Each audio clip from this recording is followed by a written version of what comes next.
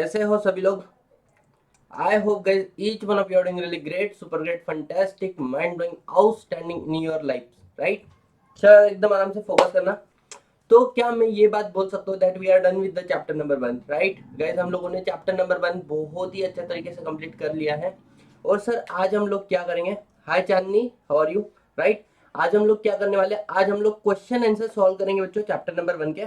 जहां पर मैं आपको बताऊंगा, मतलब सारे क्वेश्चन के आंसर सॉल्व नहीं करा के देने वाला हूँ, मैं आपका माइंडसेट क्रिएट करने वाला हूँ। किस तरीके के क्वेश्चन एग्जामिनेशन के अंदर आते हैं, क्या आपका अप्रोच होना चाहिए क्वेश्चन को डील करने के लिए, what examiner expecting from you while you are answering the questions, right? और किस तरीके से आप अपनी एग्जाम के अंदर एग्जाम्शन ला सकते हो, राइट? अगर आप सही डायरेक्शन में मेहनत करोगे तो ही आपको सही क्या मिलेंगे? परिणाम मिलेंगे, फल मिलेंगे, राइट? तो वो सारी चीजें क्या होने वाली आज की क्लास में हम लोग डिस्कस होने वाले हैं, ठीक है? चलो एकदम आराम से फोकस करते हैं। क्या मैं ये अज्यूम कर सकता हूँ तुम लोगों का कॉन्फिडेंस बढ़ चुका है बच्चों चैप्टर नंबर 1 के अंदर? खतरनाक किस्म से बोलो यस और no. Yes sir, yes sir. चलो तो without wasting time let's get start with, है ना? सबसे पहले हम लोग हमारी रूटीन को फॉलो करते हैं। हमारा जो रिचुअल है उस रिचुअल को हम लोग के साथ में शुरुआत करते हैं।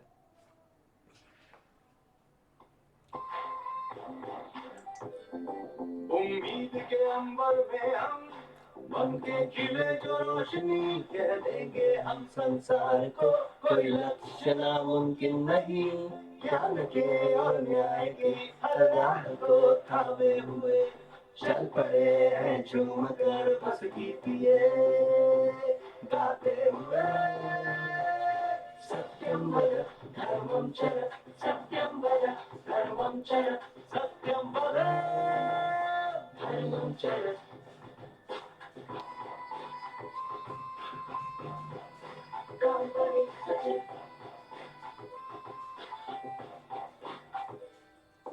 कदमों की हर एक गूंज में बस जीत का एहसास हो। राष्ट्र प्रगति पथ पे हो और आत्मबल की आस हो। जब भी चले इस भाव से खुलते हैं रास्ते। आवाज हमने दिल से दी है जीतिए गाते हुए। सत्यम वद धर्मम चर, सत्यम वद धर्मम चर, सत्यम वद धर्मम चर।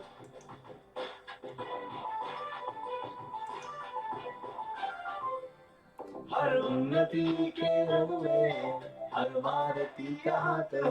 उद्यम हो या उद्योग हो, हर ओर अपना साथ हो। जाना शिखर तक है हमें सच की कलाई थाम कर। हम जीत के सुर छेड़ेंगे जीतिए गाते हुए। सत्यम वद धर्मम चर, सत्यम वद धर्मम चर, सत्यम वद धर्मम चर। So yes people, yes people, yes people, and now let's get start with, है ना? शुरू करते हैं यारो आज हम लोग हमारे आज के सेशन को, ठीक है? बहुत ही आराम से फोकस करना 100%। सर आज क्या होने वाला है बच्चों? आज आज बहुत कुछ होने वाला है, बहुत कुछ होने वाला है और आप लोगों को मजा आ जाएगा बच्चों, मजा आ जाएगा, राइट? चलो एकदम आराम से हम लोग क्वेश्चन आंसर डिस्कस करने वाले हैं और किस तरीके से क्वेश्चन आपके एग्जामिनेशन में आते हैं, सारी सारी बातें बच्चों मैं आप लोगों के साथ में डिस्कस करने वाला हूँ इस सेशन के अंदर। एकदम आराम से फोकस करो। चलो सबसे पहला क्वेश्चन आपके सामने यह आना चाहिए कि सर क्वेश्चन किस तरीके से आप लोगों को आते हैं आपकी एग्जामिनेशन के अंदर। तो सबसे पहले ध्यान देना, क्या मैं आपको बोल सकता हूँ there is a question called direct question. Sir direct question मतलब क्या? सुनना एकदम आराम से। डायरेक्ट क्वेश्चन मतलब मैं इसको बोलता हूँ the concept based question, concept based question. और ये जो कंसेप्ट बेस्ड क्वेश्चन होते हैं ना, ये क्या करते हैं सर? ये चेक करते हैं आपकी रिटेंशन पावर को, कि आपने किसी चीज को कितना अच्छे से रिटेन किया है, ठीक है? आप किसी चीज को कितने अच्छे से रिकॉल कर सकते हो, बराबर? और आप उस चीज को कितने अच्छे से रिप्रेजेंट कर सकते हो। क्या आप लोगों को समझ में आ रहा है? मतलब कोई भी क्वेश्चन आप लोगों को डायरेक्टली पूछ दिया गया, एग्जाम्पल के तौर पे आप लोगों को पूछा what are the features of company, तो आपको सारे फीचर्स लिखने पड़ेंगे। या फिर आपको स्पेसिफिक किसी एक पर्टिकुलर फीचर के बारे में पूछ लिया, मतलब सर इज इट पॉसिबल कि वो हमें सिर्फ कॉर्पोरेट पर्सनालिटी के ऊपर भी पूछ ले? हाँ बिल्कुल पॉसिबल है, एग्जामिनेशन के अंदर ऐसे क्वेश्चन आ चुके हैं, ठीक है। कॉर्पोरेट विल बोल दिया, और कॉर्पोरेट विल मतलब nothing but the corporate personality, तो ऐसे भी आपको डायरेक्ट क्वेश्चन आ जाएंगे। या आपको कोई क्वेश्चन आ जाए कि भाई साहब what do you mean by lifting of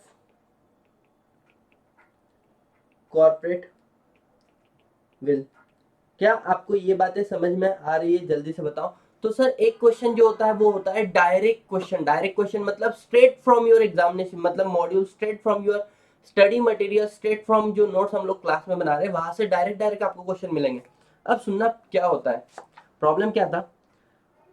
सबसे पहले जब CS इंस्टीट्यूट की मैं बात करूं आप लोगों को, डायरेक्ट क्वेश्चन बहुत आते थे, साथ ही साथ 20 मार्क के MCQ आते थे। MCQ मतलब not MCQ, not MCQ, objective question. Objective मतलब उसमें भाई साहब फिल इन द ब्लैंक भी रहेगी, फिल इन द ब्लैंक भी आ जाएगा, राइट, मैच द फेयर्स, वो सारी चीजें आ जाएगी बहुत ही। लेकिन एक अटेम्प्ट हुआ बच्चों, जो मैंने पहले बार दिया था, और मेरा फर्स्ट अटेम्प्ट CS एग्जीक्यूटिव था दिसंबर 2013। 20 मार्क के जो ऑब्जेक्टिव आते थे, सबसे पहला पेपर हमारा हुआ करता था कंपनी लॉ, जैसे आज का आपका पेपर नंबर 2 होता है, JIGL फर्स्ट होता है, तो उस समय में JIGL नाम का कोई पेपर ही नहीं था, जूरिस्प्रूडेंस इंटरप्रिटेशन जनरल लॉ नहीं था, ILGL था, industrial labour and general law बोलकर पेपर था। तो हमारा कंपनी लॉ का पहला पेपर था, और इन लोगों ने क्या किया, कोई भी क्वेश्चन तुम लोगों को पूछा ही नहीं, कहाँ से, ऑब्जेक्टिव में से। इसके अलावा डायरेक्ट क्वेश्चन ज्यादा आते थे एग्जाम में। ये पहली बार ऐसा हुआ था एग्जाम के अंदर, हाय सुनील, पहली बार ऐसा हुआ था दिसंबर 2013 के अंदर कि भाई साहब इन्होंने लगभग 65 मार्क का पेपर जो था वो पूछ लिया था case study base, case study base question. मतलब this is the second type of question. एक तो आपका डायरेक्ट क्वेश्चन आपको एग्जामिनेशन के अंदर आ जाएगा, या फिर हाई चांसेस है आपको केस स्टडी, और 65 मार्क का केस स्टडी। भाई साहब उस समय में हम लोग मतलब पागल हो गए थे कि भाई ये पेपर का पैटर्न कितना खतरनाक तरीके से इंस्टीट्यूट ने चेंज कर लिया। तो जो बोलते हैं ना पेपर ऐसा आएगा वैसा आएगा वैसा आएगा, ऐसा कुछ ही नहीं है। इंस्टीट्यूट की मर्जी जैसा है वैसा पेपर आएगा, आपने बोलने पे या किसी के सजेशन से कोई फर्क नहीं पड़ता है। इंस्टीट्यूट के मन पे डिपेंड करता है आपका पेपर किस तरीके से आएगा। तो अब आपको एक क्वेश्चन समझ में आया कि सर एक क्वेश्चन होता है डायरेक्ट क्वेश्चन। अब डायरेक्ट क्वेश्चन का प्रॉब्लम क्या मैं आपको बताता हूँ। बच्चा पूछता है कि सर 4 मार्क का क्वेश्चन आया तो कितना लिखूं, सर 8 मार्क का क्वेश्चन आ गया तो कितना लिखूं, ठीक है। क्या ये प्रॉब्लम आप लोगों के मेरे मन में होती या नहीं होती, जल्दी बताओ।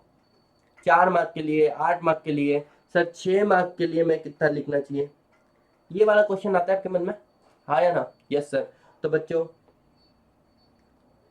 जो आप लेंथ की बात करते हो, ठीक है, हमारी एग्जाम में लेंथ मैटर नहीं करता है, हमारी एग्जाम में लेंथ मैटर ही नहीं करता है। मतलब सर अगर आप लोगों को 8 मार्क के लिए एक क्वेश्चन आ जाता है ना, perpetual succession, you have to write only 3 points. Perpetual succession पे सिर्फ 3 पॉइंट लिखने पड़ेंगे, दैट मेंबर में कम मेंबर में go but company goes on for ever, RCB Glover ने बोला, right. The death, insolvency, insanity of the member does not affect the status of the company. और तीसरी बात क्या लिखोगे, company is created by law, the existence of company come to end by law. Sir 8 mark के लिए 3 line, is it enough? अरे more than enough guys, more than enough. मतलब आपका फोकस होना चाहिए अपनी कंटेंट के ऊपर, ना कि आपके लेंथ के ऊपर और मार्क को। तो मार्क के साथ में कभी भी लेंथ को कभी कनेक्ट नहीं करोगे, समझ में आया? जल्दी बोलो। प्रिंसिपल नंबर 1 आप लोगों के लिए ये हो जाना चाहिए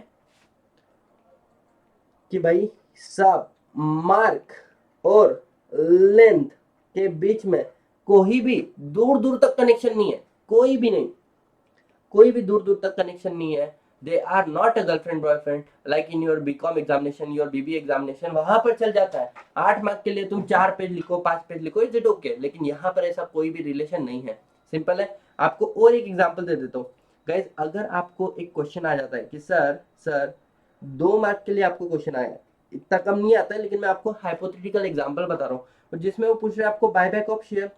बायबैक ऑफ शेयर बोले तो 10 कंडीशन है उसकी, वो 10 के 10 कंडीशन आपको लिखना पड़ेगा। ऐसे नहीं बोल सकते 2 मार्क के लिए तो 4 कंडीशन लिख दूंगा, 5 कंडीशन लिख दूंगा, it is not acceptable. What is more important is the content rather than तुम्हारा क्या बोल सकते हैं बच्चों, content in the length. Are you guys clear? एकदम आराम से बोलिए यस और नो। यस सर, बहुत ही बढ़िया। तो क्वेश्चन नंबर 1 आपको समझ में आ गया, हाँ या ना? Yes sir. अब क्वेश्चन नंबर को आंसर कैसे करना है, क्वेश्चन को आंसर कैसे करना है बच्चों, सुनना। क्वेश्चन को जब भी आंसर करते हो डायरेक्ट क्वेश्चन को, आपको सबसे पहले एक बात याद रखना, टू द पॉइंट होना चाहिए, मतलब रिलीवेंट होना चाहिए। टू द पॉइंट मतलब रिलीवेंट होना चाहिए, बराबर। अगर वो आपको पूछ रहे हैं बच्चों कोई एक पर्टिकुलर केस स्टडी जो एक प्रोविजन से कनेक्टेड है मेंबरशिप के, बताऊंगा मैं आप लोगों को, या फीचर मानो सेपरेट लीगल एंटिटी, वहां पे सारे के सारे फीचर मत लिख कर आ जाओ, जितना रिलीवेंट है सिर्फ उतना ही लिखो। सेकंड चीज, point wise answer. Point wise answer का ये लिख लेना साइमल्टेनियसली, जो भी मैं आप लोगों को लिखा रहा हूँ ना, this is your master guide for your examination. Point wise answer, sir point wise answer मतलब क्या है? पैराग्राफ के पैराग्राफ मत लिखो, पैराग्राफ के पैराग्राफ लिखोगे तो पढ़ने वाले को तकलीफ होगा, अगर आप उसको पढ़ने के लिए तकलीफ होगा तो आपके मार्क में आपको तकलीफ होगा। तो आपका आंसर जो होना चाहिए वो बुलेट पॉइंट में होना चाहिए, पॉइंट वाइज होना चाहिए। और लेट हो गई थोड़ा, अरे कोई ना, एकदम आराम से चिल मारो, है ना। तो आपका आंसर कैसे होना चाहिए सर? पॉइंट वाइज होना चाहिए। क्या यहाँ तक आप लोगों को समझ में आ रहा है? यस और नो? यस और नो? यस। अब देखो, इसके अलावा इंपॉर्टेंट कीवर्ड्स को अंडरलाइन करना है आप लोगों ने। इंपॉर्टेंट कीवर्ड्स को क्या करना है? अंडरलाइन करना है। द मोस्ट इंपॉर्टेंट थिंग आपको लगता है आरसीबी ग्रोवर है, अंडरलाइन। मेंबर में कम, मेंबर में go, company goes on forever. मैं कम, मैं go and company goes on forever. तो फॉरएवर के नीचे आपने अंडरलाइन कर लिया, आरसीबी ग्रोवर के नीचे आपने अंडरलाइन कर लिया। आपको समझ में आ रहा है? मतलब जो पॉइंट आपको लगता है ना कि भाई साहब इस शब्द को इसमें से निकाल दूं मैं तो इस क्वेश्चन के आंसर की जान खत्म हो गई, तो आपने वो करना है एकदम आराम से। क्या आपको डायरेक्ट क्वेश्चन समझ में आया किस तरीके से आता है? यस और नो? यस और no? Yes sir. Direct question में कभी भी एक बात याद रखना, मेन कंटेंट नहीं लिखा और आजू बाजू का तुमने लिख डाला, मतलब आपको एग्जैक्ट प्रोविजन याद नहीं आ रही है लेकिन आजू बाजू की रिलीवेंट प्रोविजन लिख दी। Guys don't do this in the beginning, मतलब पेपर की शुरुआत कर रहे हो इस तरीके से तो बिल्कुल भी मत करना। क्या होता है समझना, आपने कीचल देखा है? कीचल, कीचल में अगर आप पत्थर फेंकोगे, कीचल में अगर पत्थर फेंकोगे तो वो जो कीचल बाहर निकलेगा तो वो बाहर भी फैलेगा ना, अच्छी जगह को भी खराब करेगा। अगर आपने अपने क्वेश्चन के आंसर की राइटिंग की शुरुआत गंदे तरीके से कर ली, फिर आगे के आंसर आपने कितने भी अच्छे लिखे हो, एक माइंडसेट आप खराब कर देते हो एग्जामिनर का, और बेटा फिर वैसे ही वो आपको जज कर लेता है, बिकॉज वो आपको चेहरे से तो नहीं देखता है, वो आपके आंसर से आपको देखता है। क्या आपको पहला पॉइंट समझ में आया है? डायरेक्ट क्वेश्चन को किस तरीके से एड्रेस करना है, बोलो यस और no? Yes sir, yes sir, yes sir. अब आता है बच्चों तुम्हारा कौन सा question? Case study based question. अब इसको ना बहुत ही प्यार से समझो, बहुत ही मोहब्बत से समझो, क्योंकि केस स्टडी बेस्ड क्वेश्चन के अंदर मेरा अपना एक तरीका है, राइट। पहले मैं तो जनरल तरीके से लिखता था, जो मेरे को सही लगता था, जो मैंने एग्जाम में अप्लाई था, लेकिन अब वो बहुत कॉमन हो गया, हर कोई उसी तरीके को फॉलो करता है। तो मैं सोचता हूँ हमेशा कुछ ना कुछ इनोवेशन होना चाहिए, तो केस स्टडी में मैंने कुछ इनोवेट किया है। आ जाओ, ध्यान देना, मैं तुमको मेरी पुरानी मेथड भी बताऊंगा और मैं तुमको मेरी नई मेथड भी बताऊंगा। और सीए फाउंडेशन में मैंने इस मेथड का एप्लीकेशन किया था बच्चों का। तो one of my student 60 mark का उनका लॉ होता है, she got 58 out of 16 law, right. 58 out of 60 उसको लॉ के अंदर मिला है, एंड ओवरऑल उसका जो टोटल था that is 91 out of 100, all India highest in law. ठीक है, one of my student Keyuri Parmar उसका नाम है। फोकस करना, एकदम आराम से फोकस करना। तो मैं आपको बताता हूँ क्या होता है। अब दूसरा क्वेश्चन है case study based question. Sir इस केस स्टडी बेस्ड क्वेश्चन के अंदर हम लोग किस तरीके से आंसर लिखेंगे? मैं दोनों भी मेथड लिखा देता हूँ आपको, old method and new method. ठीक है, ध्यान देना। ओल्ड मेथड में मैं क्या लिखता था, सबसे पहले देखो, अगर आपको कोई फैक्ट दे दिया, कोई केस लॉ दे दिया, तो उसको आप लोग किस तरीके से एड्रेस करोगे? हमेशा कुछ बातें याद रखना, मैं आपको बताऊंगा केस स्टडी में you will get out of, मतलब बहुत ही प्यारे मोहब्बत से तुमको बच्चों पूरे के पूरे, मतलब 4 मार्क का है तो इजीली 3 मिल सकते हैं, 3.5 मिल सकते हैं। सिर्फ एक फॉलो करना, मतलब मैं बोलता हूँ जो बच्चा मेरे से पढ़ता है ना उसको सबसे अच्छा लगता है case study, rather than direct, rather than difference between anything comment, उसको सबसे अच्छा लगता है केस स्टडी। ठीक है, क्यों मैं बताता हूँ। ओल्ड मेथड क्या था मेरा, अभी आपको एक एग्जांपल देखिए, इस कंसेप्ट को मैं समझा देता हूँ, right. For example, there is a 2 member, आपकी कंपनी के अंदर 2 मेंबर थे, ठीक है। दोनों के दोनों मेंबर की डेथ हो गई, दोनों के दोनों मेंबर की डेथ हो गई, ठीक है। और क्वेश्चन पूछा है कि तुम्हारी जो कंपनी है, अब उस कंपनी का क्या होगा। क्या हम ये मान ले कि कंपनी का भी एग्जिस्टेंस खत्म हो गया। सिंपल क्वेश्चन है बच्चों। क्वेश्चन उठ चुका है कि सर एग्जिस्टेंस ऑफ कंपनी के साथ क्या होगा। सिंपल सा क्वेश्चन है। क्या आपको ये समझ में आया। एग्जिस्टेंस ऑफ कंपनी के ऊपर एक क्वेश्चन आ चुका है आपके सामने। सिंपल है।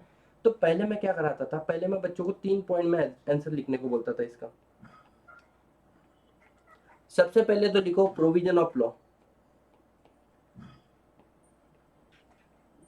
Provision of law.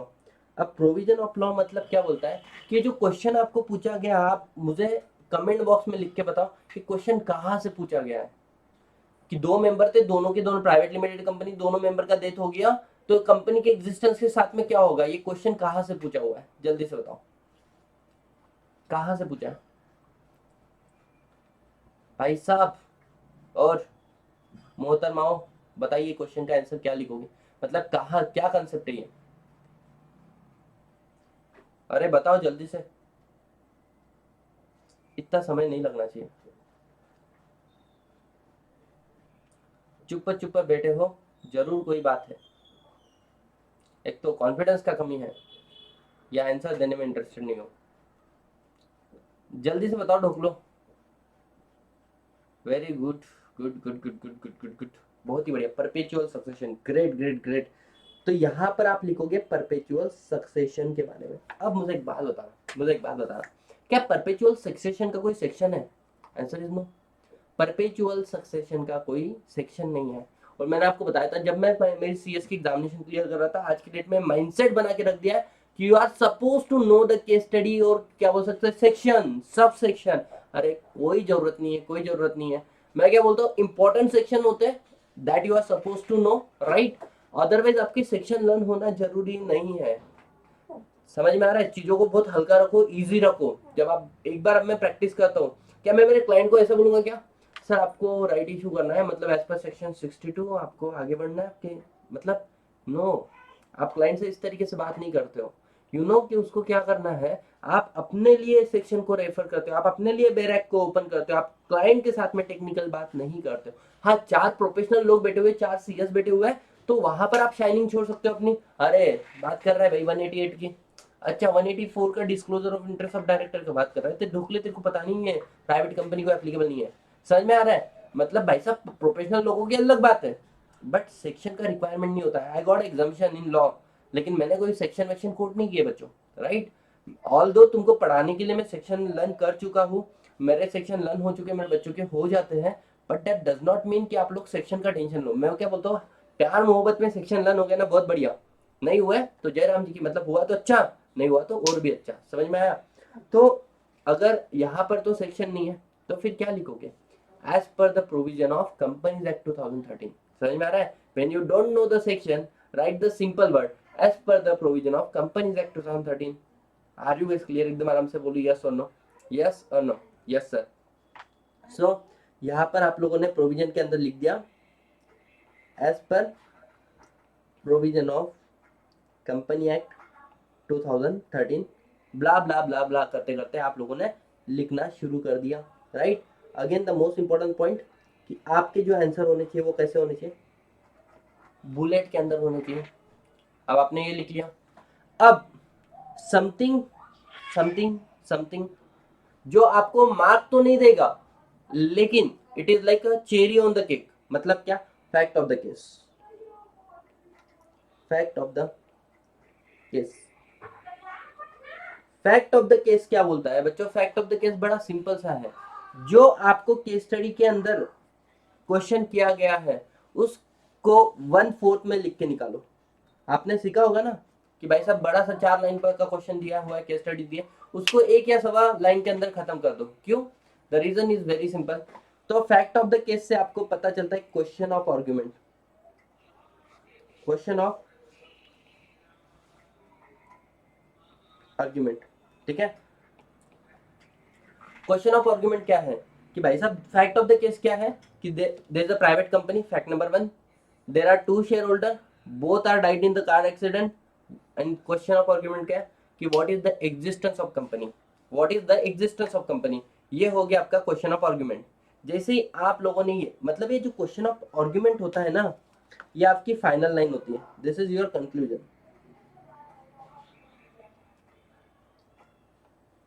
फिर क्वेश्चन ऑफ आर्गुमेंट को आप लिख दो कि भाई साहब कंपनी का तो परपेचुअल सक्सेशन है, member may come and go but company goes on for ever, yes और नो, यस। तो वो हो गया आपका क्या, the death insurance insanity of the member does not affect the status of the company. क्या आपको ये कंसेप्ट समझ में आ गया? Yes sir. तो this is the basic idea, right about the provision, right about the fact of the case and right about the conclusion. Will get 2 mark for this, इसके 2 mark मिलते हैं और इसका आपको 2 मार्क मिल जाएगा, ठीक है? Yes sir. अब मैं आपको बताता हूँ जो दिसंबर 2023 के अंदर क्वेश्चन आया था 65 मार्क के स्टडीज का। टू बी ऑनेस्ट मुझे उस समय में उस केस स्टडी के आंसर नहीं पता थे।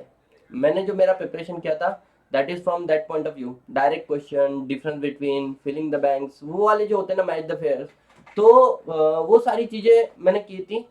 और यहाँ पे देखने के बाद में भाई साहब पूरे मतलब जज्बात बदल गए हम लोगों के, है ना? तो उस मोमेंट में मेरे को एक ही समझ में आया, क्या सतीश, प्रोविजन किससे कनेक्टेड हो रहा है, याद कर, यहां से हो रहा है, लिख, वो लिख दिया। फैक्ट ऑफ द केस को शॉर्ट करके लिख दिया। अब मैं और उसके बाद में कंक्लूजन लिख देता था।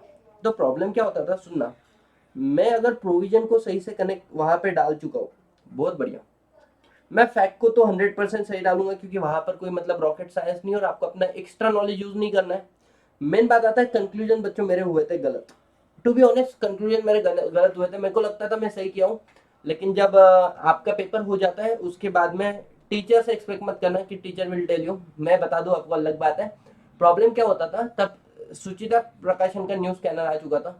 मतलब देखो, आई गॉट उस समय में कुछ मेरा कितना बना था, मैंने पेपर ही लिखा था 70 मार्क का, I got a 56 something in company law, where as I am expecting कि मेरा गया, मतलब बैंड बज गया, मतलब I am not going to be clear, but हाँ, तो नॉट बैड। 70 में से अगर 56 आ रहा है आप लोगों को तो अब सुनना उस समय में क्या होगा, फोकस करना एकदम। जब सुचिता प्रकाशन का न्यूज स्कैनर आया, मेरे को तो याद था ना मैंने क्वेश्चन का आंसर क्या लिखा, एंड देन आई सॉ, भाई साहब मैंने गलत आंसर लिख कर आया था। कुछ क्वेश्चन के मैंने एक क्वेश्चन लिखा था प्रोस्पेक्टस का था, मैंने गलत आंसर लिखा था। तो मेरे को ऐसा लगता है, मुझे ऐसा लगता है कि अगर आपने प्रोविजन सही से लिखा है, आपने फैक्ट लिख दिया है, आपका कंक्लूजन अगर गलत भी होता है, you will get a partial mark. ये मेरा थॉट है, ये मेरा मानना है, ठीक है? समझ में आ रहा है? यस और नो? और from अनरिवील sources it is true, है ना? क्योंकि मैं प्रैक्टिस में हूँ लेकिन मैं टीचिंग में हूँ, इसलिए मैं पेपर चेक नहीं करता हूँ। वैसे ही मेरे जो दोस्त है जो प्रैक्टिस में ही है मेरे साथ में, और वो स्टूडेंट कमेटी के अंदर भी है, पहली बात तो इंस्टीट्यूट के, और सेकंड चीज कुछ लोग उनमें से पेपर चेक करते हैं, तो वहां से सारी बातें पता चलती, तो स्टेप मार्किंग होता है। क्या आपको ये वाला कंसेप्ट समझ में आया? यस और नो? Yes sir. तो टेंशन नहीं लेने का, पेपर अगर खराब भी गया ना, पेपर खराब भी गया ना, तुम तुम्हारा 100% देकर आए हो क्या, ठीक है? छोटा मोटा गलती है ना, you are going to get clear. मतलब अगर मैं 70 की जगह पे 100 मार्क का लिख के आता तो आराम से एग्जामिशन था उसके अंदर, तो फिर राइट। लेकिन मैंने कभी टेंशन लिया ही नहीं है, मैंने कभी टेंशन लिया नहीं, मैं कोई पेपर 70-80 के ऊपर लिखा ही नहीं। लेकिन मैं मेरे बच्चों को डेफिनेटली सजेस्ट करता हूँ 100% का लिखो। यार हमारे समय में ना क्लासेस वासेस भी नहीं हुआ करती थी, समझो इस बात को तुम लोग, है ना? तो मतलब कैसा था, जैसे सिक्योरिटी लॉ पढ़ रहा हूँ, भाई साहब सर क्या पढ़ा रहे हैं मेरे को समझ में नहीं आ रहा है, जयराम जी के सेल्फ पढ़ाई करो। और फिर जब आप, मैं पूना में आया था, पूना में मैंने क्लासेस लगाए थे और मैं सोचता था कि यार इसका ये इंटरप्रिटेशन होगा, ठीक है? और जब मैं क्लासेस को अटेंड किया ना एक्चुअली फाइनल लेवल के, तो एग्जीक्यूटिव के कंसेप्ट फिर से फाइनल में भी आते हैं। तब समझता था कि यार जो मैं पढ़ता था, जो मैं समझता था, वो सही सही है। मतलब जो अपन इमेजिनेशन में इसका ऐसा होता होगा, इससे ऐसा केस स्टडी बनेगा, वो सारा फैक्ट है। समझ में आ रहा है? तो वहां से इंटरप्रिटेशन स्किल डेवलप होती है। अब ये न्यू मेथड जो मेरी है, जिस तरीके से मैं लिखता हूँ बताता हूँ। सबसे पहले मैं लिखता हूँ एप्लीकेबल सेक्शन और एप्लीकेबल कंसेप्ट और एप्लीकेबल प्रिंसिपल, या एप्लीकेबल प्रिंसिपल मतलब ये डॉक्ट्रिन। समझ में आया आप लोगों को? This is point number 1। पहले तो लिख देता हूं मैं कि भाई साहब सेपरेट लीगल एंटिटी का कंसेप्ट एप्लीकेबल है, या section 19 of companies act 2013 applicable है, या फिर doctrine of lifting of corporate will applicable है। तो इसका सिर्फ नाम लिखना होता है एक लाइन के अंदर, नाम लिखना होता है एक लाइन के अंदर, हो गया। इसके बाद में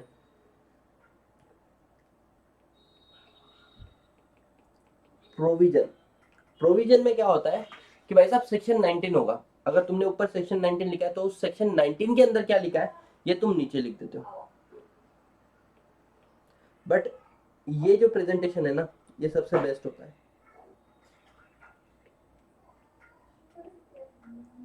समझ में आ रहा है तुम लोगों को?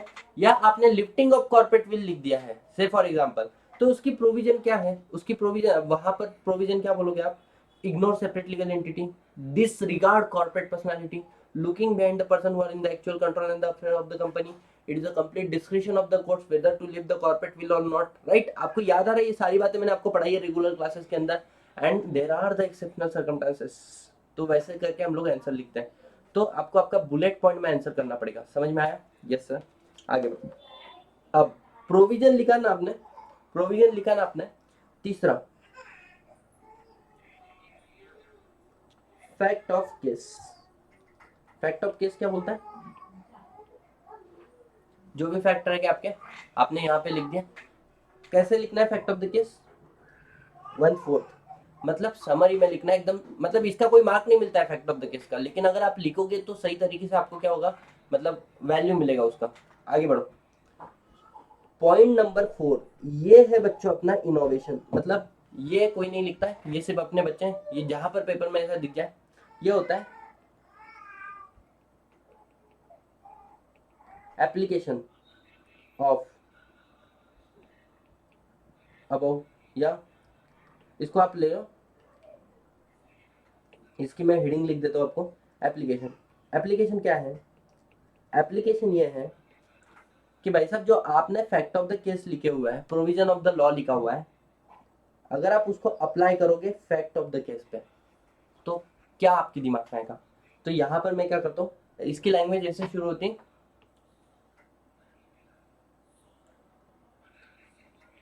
इन द, या फिर by applying the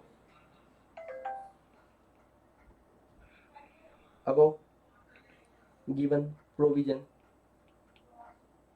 to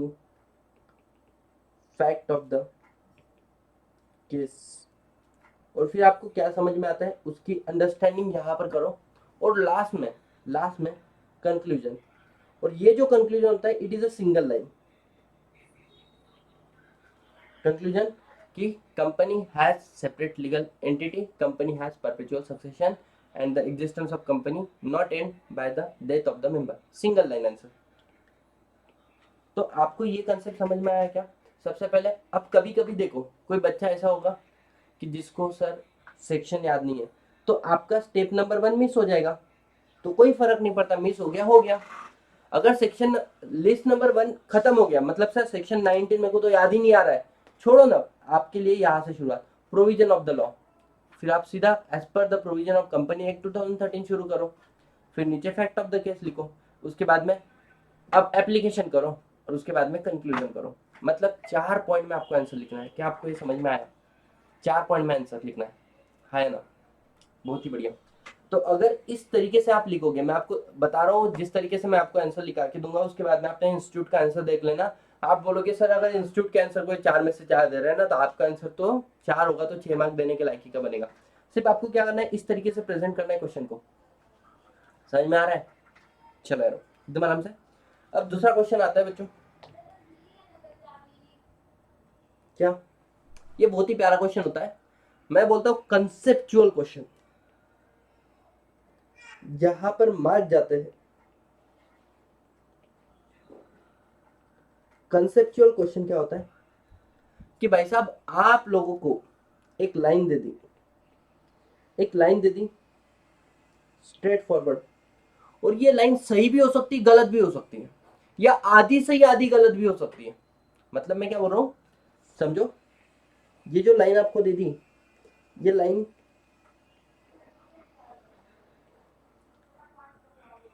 correct भी हो सकती है, ये लाइन रॉन्ग भी हो सकती है, और ये लाइन मतलब फॉल्स बोलो, ट्रू बोलो, या फिर ये लाइन पार्शली ट्रू, आधी से ये मतलब पार्शली क्या रहेगी, पार्शली फॉल्स, पार्शली फॉल्स। अब एक क्वेश्चन मैं आपको बताता हूँ जो सीधा सीधा, देखो आपको ये क्वेश्चन तो समझ में आ ही जाएंगे, ठीक है ना, ये दो तो समझ में आ गए सर। इसका इसका एग्जांपल दे दूं मैं आपको, इसका बोल दिया से फॉर एग्जांपल मेंबर मे कम और member may go but company goes on for ever, ठीक है, ये हो गया आपका करेक्ट। रॉन्ग, रॉन्ग क्या बोलेगा, क्वेश्चन का उल्टा कर दो। अब यहाँ पर कोई भी क्वेश्चन बना सकते हो आप कि से फॉर एग्जाम्पल कहाँ से, हाँ, existence of company depend upon existence of its member. क्या आपको समझ में आ रहा है, पहले बोला, पहले सही दिया, मेंबर में कम मेंबर में go but company goes on for ever, मतलब सर कंपनी का परपेचुअल सक्सेशन है, करेक्ट स्टेटमेंट है ये, हाँ या ना, हाँ सर। दूसरा क्या बोला, the existence of company depend upon the existence of member, मतलब धीरू भाई अंबानी गए मतलब रिलायंस भी गई क्या, नहीं, ये बढ़ते बराबर क्या हो रहा है, सही समझ में आ रहा है। अब जो दिसंबर 23 का एक क्वेश्चन आया था ना, तो दिसंबर 23 के पहले जो क्वेश्चन आते थे वो करेक्ट आते थे, उसको एक्सप्लेन करना पड़ता था, ऐसा क्यों। मेरे समय में जो क्वेश्चन आया था वो गलत आया था। अब मेरे दिमाग में क्या चल रहा है कि भाई मैंने तो स्कैनर पढ़ा, स्कैनर में आज तक सारे क्वेश्चन कैसे थे, सही वाले थे, मतलब वो सही लाइन लिखते थे और अपने को वो कंसेप्ट को एक्सप्लेन करना पड़ता था। ऐसे आ जाता था the member and the company is the company is distinct from its member, मतलब सेपरेट लीगल एंटिटी के बारे में लिखना है, आप लोगों को पता है the property of company is the property of company only, तो आपको पता है सेपरेट प्रॉपर्टी के बारे में लिखना है, right, company can not go beyond it's memorandum, बराबर, तो आपको पता है सही, तो दिसंबर 2013 के पहले क्या होता था, सही लाइन आती थी, आपको उस लाइन को एक्सप्लेन करना पड़ता है। मेरे समय में लाइन आई थी बच्चों गलत। अब सोचो कितनी दुविधा में फंस गया मैं क्या सोचता था कि भाई साहब हर एक लाइन सही होती है, उसको एक्सप्लेन करना है, क्वेश्चन की लाइन पढ़ने के बाद में समझ ऐसा लग रहा भाई गलत है, लेकिन दिमाग में चल रहा है क्लेमिकल लोचा, यार कम इंस्टीट्यूट ने पेपर गलत नहीं निकाल दिया क्या, इंस्टीट्यूट का पेपर तो गलत नहीं हो गया, गलत लाइन लिख के दे दी इन लोगों ने कमेंट के अंदर। तो उस दिन बड़ी हिम्मत से मैंने एक चीज लिखा था लास्ट में, क्या मैंने ये नहीं लिखा था कि भाई सही है गलत है, मैंने आंसर लिख दिया था और लास्ट में बोल दिया कि भाई the above statement is not correct. इतनी मतलब हालत खराब हो गई थी, मैं कोई शब्द यूज नहीं कर सकता हूँ कि भाई साहब हालत टाइट हो गई थी मेरी। तो बोलने का मतलब क्या है कि भाई साहब गलत स्टेटमेंट भी आ सकते हैं, आपको आइडेंटिफाई करना पड़ेगा वो स्टेटमेंट सही है या गलत है। क्या मैं बोल सकता हूँ ये कंसेप्चुअल क्वेश्चन है, कंसेप्चुअल क्वेश्चन है, बराबर, इसको आप बोल सकते हो दिस क्वेश्चन, मतलब इसको बोलते हैं, कभी कभी लिखा रहेगा इसके सामने कमेंट और कभी कभी नथिंग, कुछ भी लिखा नहीं रहेगा, कभी कभी कमेंट बोलकर लिखा रहेगा that company and its member both are company is a separate legal entity, comment the existence of company does not depend upon the existence of member, comment, या फिर बोल दिया मेंबर में कम मेंबर में go but company goes on for ever, silent. अरे बोले ये क्या है, आपको समझना है उसके ऊपर, आपको अपने व्यू बताने, अपने ओपिनियन बताने हैं, और वो सही होने चाहिए, गलत नहीं होने चाहिए। बोलते हैं ना सत्यम सत्यम वद धर्मम चरण, speak the truth abide by law, वो सच बोलो जो लॉ के हिसाब से सही है, ना कि वो जो तुम्हारे हिसाब से सही है, तुम्हारे हिसाब से नहीं चलता, लॉ के हिसाब से क्या सही है वो आपको लिखना पड़ेगा, एकदम आराम से बच्चों। अब आता है पार्शियली ट्रू और पार्शियली रॉन्ग, मैं आपको इसका बेस्ट एग्जांपल दे देता हूँ so that you will understand, right, ये वाला सबसे इंपॉर्टेंट लगता है मुझे, इस क्वेश्चन को आंसर करना है ना, और वहां पे लिखना मत पार्शियली ट्रू है, सही आंसर लिख के आना, जैसे इन्होंने बोल दिया कैसा, all member need not to be share holder, पर जो कंपनी का जो मेंबर होता है, आपको पता है शेयर होल्डर को ही मेंबर बोलते हैं, right, but all share holder are member. अब सुनना, इसमें क्या था कि हम लोगों को पता है हर एक शेयर होल्डर क्या है, मेंबर है। और अब क्वेश्चन ये आता है, इस क्वेश्चन को पढ़ने के बाद में आपको आंसर देना है। तो सुनना, this statement is correct, all member need not to be share holder. Sir कैसे? अगर आपकी कंपनी लिमिटेड बाय गारंटी, आपकी कंपनी में शेयर कैपिटल ही नहीं है, तो अगर मैं आपकी कंपनी का सब्सक्राइबर हूं तो मैं क्या हूं, मैं आपकी कंपनी का मेंबर हूं, लेकिन मैं आपकी कंपनी का शेयर होल्डर नहीं हूं, क्योंकि मेरे पास शेयर ही नहीं है, आपकी कंपनी में शेयर ही नहीं है। तो ये पॉसिबल है कि हर एक मेंबर शेयर होल्डर होना जरूरी नहीं है। हर एक लड़का शादीशुदा होना जरूरी है क्या? नहीं। Are you guys clear? हर एक टीचर बैचलर होना जरूरी है? नहीं। समझ में आ रहा है आप लोगों को? यस और नो? तो ये बात सही है that all member need not to be share holder. Simple है, हाँ या ना? काफी सारे केसेस है, अपना नेक्स्ट चैप्टर में यहीं से शुरू करने वाला हूँ। But all share holder are member. बच्चों सुनना, ये स्टेटमेंट गलत है। ये पढ़कर सही लग रहा है, लेकिन सर आपको एक एग्जांपल देता हूँ मैं आप लोगों को, समझना।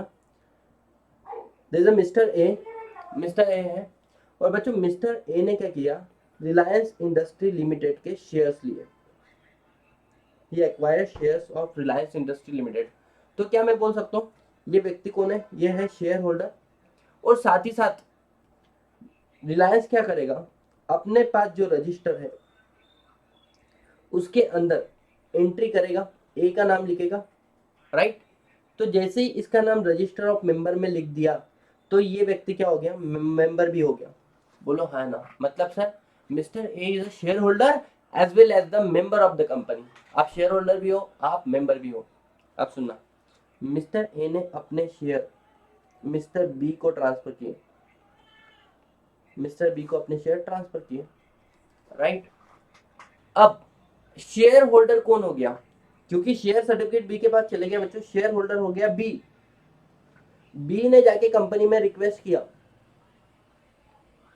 कि इसकी मुझे कंपनी का क्या बना दो, मेंबर बना दो, हाँ है ना? हाँ। अब सुनना, तो mister B is a share holder, but mister B अभी तक मेंबर नहीं है। क्यों मिस्टर बी मेंबर नहीं है? क्योंकि बी का नाम रजिस्टर ऑफ मेंबर में अभी तक डाला ही नहीं गया है। जब ए का नाम कट होगा और बी का नाम डालेंगे, तब मिस्टर बी क्या बनेंगे, मेंबर बनेंगे। समझ में आ रहा है आपको? तो ट्रांसफर ऑफ शेयर के केस में जब तक आपका नाम रजिस्टर ऑफ मेंबर में एंटर नहीं किया है, आप शेयर होल्डर तो हो लेकिन आप मेंबर नहीं हो। यस और no? Yes sir, yes sir, बहुत ही बढ़िया। तो ये कंसेप्ट आपको समझ में आया? तो ये सेकंड लाइन गलत होगी ना, that all share holder are member of the company. जरूरी नहीं है, मैंने मेरे शेयर किसी और को सेल कर दिए तो सामने वाला व्यक्ति शेयर होल्डर बन गया क्योंकि उसके पास शेयर है। बट अभी भी नाम मेरा नाम है कंपनी के अंदर, तो मैं मेंबर हूँ। समझ में आ रहा है आप लोगों को, है ना? तो आपको समझ में आया, this statement is partially true और you can say this statement is partially false. Are you guys clear? तो इस क्वेश्चन में क्या करना है, शॉर्टकट बताओ बच्चों, शॉर्टकट बताओ।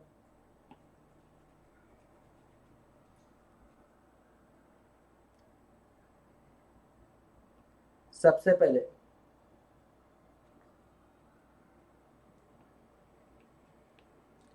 ये बहुत इंपॉर्टेंट बात बता रहा हूं मैं। सबसे पहले बच्चों उस कंसेप्ट की प्रोविजन, कंसेप्ट, डॉक्ट्रिन को लिख लो। फिर सर, फिर अंडरलाइन कर लो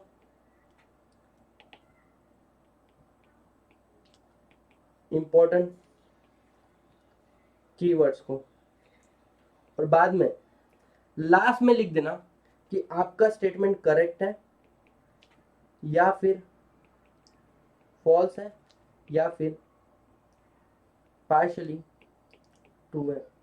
सर इसका फायदा क्या है? इसका फायदा ये है कि भाई साहब ये तुम लास्ट में अगर लिखोगे तो ये गलत भी हो सकता है, सही भी हो सकता है। जरूरी नहीं कि आपकी हर एक इंटरप्रिटेशन सही होनी चाहिए। बट आपको नहीं लगता है आपको इसका मिलेगा step marking?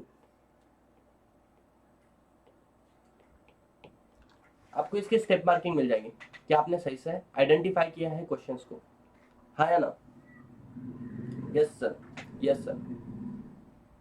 Hope so you understand this concept. तो मैंने अभी तक आप लोगों को, एक तो मैंने आपके साथ में डायरेक्ट क्वेश्चन डील कर लिया किस तरीके से होता है, तो उसके बाद में बच्चों मैंने आपके साथ में केस स्टडी डील कर दी किस तरीके से आपको लिखनी चाहिए, और उसके बाद में मैंने आपको कंसेप्चुअल क्वेश्चन के बारे में बता दिया। अब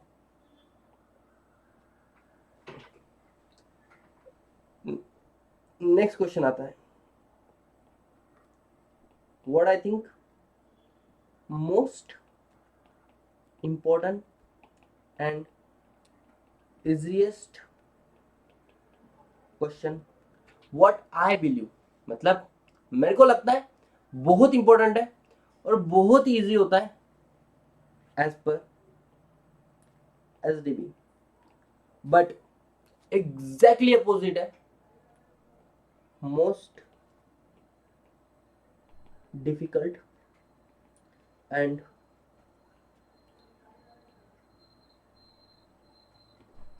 most dangerous question what student believe बच्चों को लगता है ना, लेकिन कौन, स्टूडेंट्स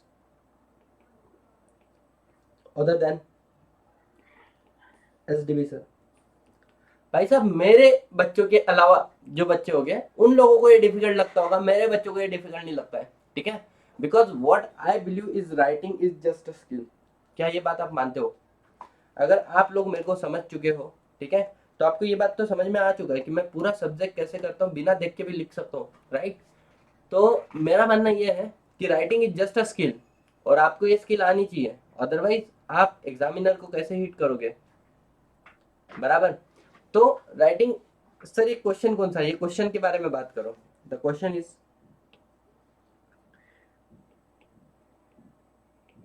ड्राफ्टिंग। सर ड्राफ्टिंग क्या होता है? ड्राफ्टिंग मतलब वो क्या करेंगे, आप लोगों को बोलेंगे पास अ रिजोल्यूशन। कौन सा रिजोल्यूशन सर? वो रिजोल्यूशन जो हम लोग ईयर के स्टार्ट में लेते हैं। भाई मेरा 2022 का रिजोल्यूशन, नहीं नहीं नहीं, रिजोल्यूशन मतलब decision of meeting, decision of meeting. अब ये जो मीटिंग है ये दो तरीके की रहेगी, एक तो आपकी बोर्ड मीटिंग रहेगी, ये बात मैंने आपको जनरल मीटिंग के चैप्टर में बताई है, और ये या फिर जनरल मीटिंग रहेगी। अगर ये बोर्ड मीटिंग है तो यहाँ पर जो रिजोल्यूशन पास होता है उसको बोलते हैं बोर्ड रिजोल्यूशन, और जनरल मीटिंग होगी तो दो तरीके के रिजोल्यूशन पास होते हैं, स्पेशल रिजोल्यूशन या फिर ऑर्डिनरी रिजोल्यूशन, ठीक है। तो सबसे पहले जब भी आप ड्राफ्टिंग करते हो आपको कुछ बातें याद होनी चाहिए। क्या? आपको प्रोविजन एग्जैक्ट पता होना चाहिए, प्रोविजन एग्जैक्ट पता होना चाहिए, और इसके लिए एप्लीकेबल रिजोल्यूशन आपको पता होना चाहिए, एप्लीकेबल रिजोल्यूशन,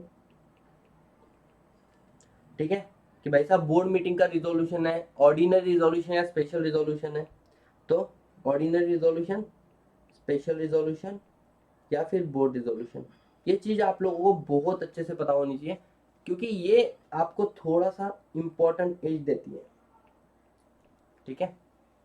इसके बाद में लास्ट में, if any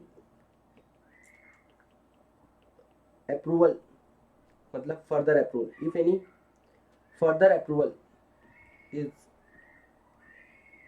required,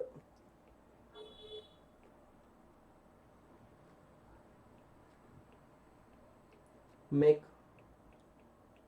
provision for से। अब ये सबसे इंपॉर्टेंट है, if any further approval is required make provision for the same. Sir इसका मतलब क्या होता है? सुनो एकदम आराम से फोकस करो, है ना, चलो ध्यान देना। आपके इससे SBSC में मेमोरेंडम को या आर्टिकल को अल्टर करने के लिए एक चैप्टर मेमोरेंड चार्टर डॉक्यूमेंट बोल के। अब इसमें क्या होता है सुनो, आपकी कंपनी जो है वो है पुणे में, और आप चाहते हो कि आपकी कंपनी का जो रजिस्टर ऑफिस पुणे के अंदर है इसको मैं शिफ्ट करके लेके जा रही हूँ। सर हमारा रजिस्टर ऑफिस कहाँ पर? मुंबई।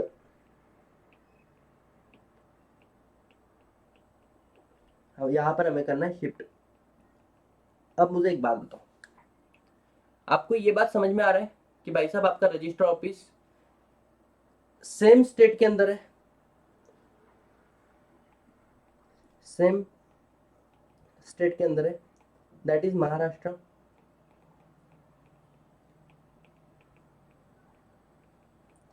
लेकिन डिफरेंट आरओसी। डिफरेंट आरओसी मतलब पहले आप पुणे आरओसी के अंदर थे, अभी आप कहां पर जा रहे हो, मुंबई आरओसी के अंदर जा रहे हो। अब आपके एग्जाम में आ गया आपको pass board resolution for shifting of register office from Pune to Mumbai, Pune to Mumbai. क्या आपको क्वेश्चन समझ में आया? बोलो हाँ या ना। क्या आपको क्वेश्चन समझ में आया कि आपको शिफ्टिंग ऑफ रजिस्टर ऑफिस का एक रिजोल्यूशन पास करना है जहां पर आप आपका रजिस्टर ऑफिस पुणे से मुंबई के लिए शिफ्ट कर रहे हो, राइट? अब सिंपल सी बात ध्यान देना, आप रिजोल्यूशन कौन सा पास करोगे? सर हम लोग रिजोल्यूशन पास करेंगे बोर्ड वाला।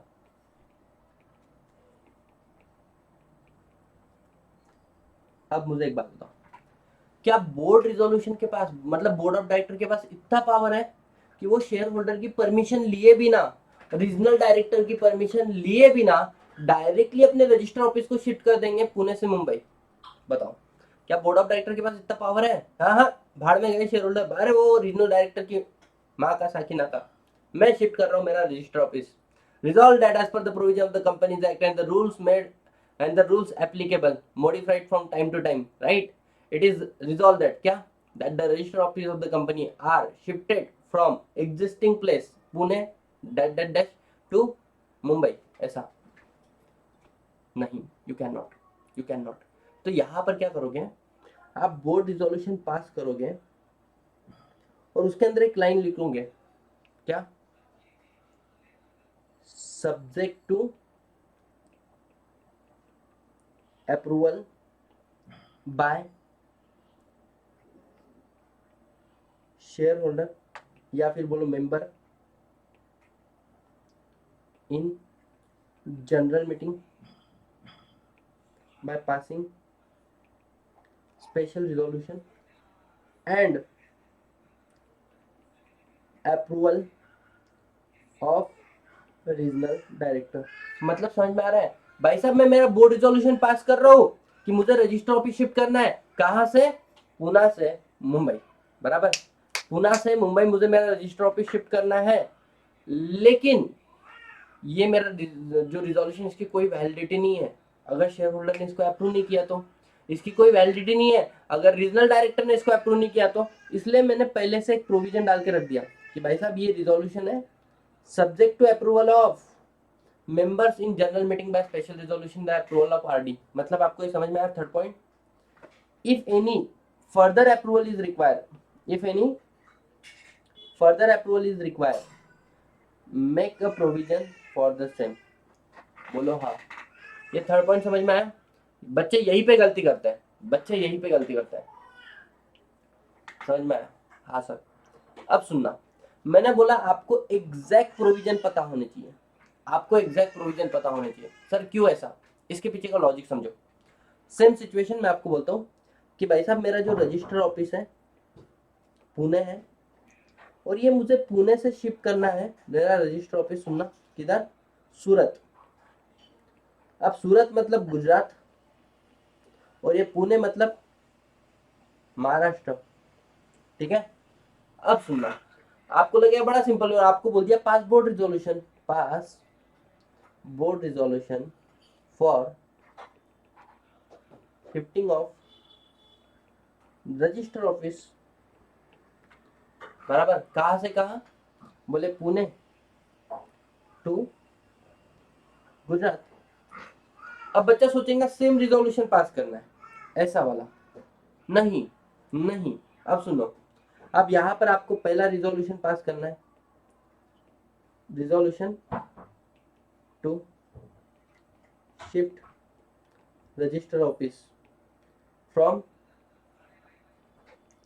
पुणे टू गुजरात, ठीक है।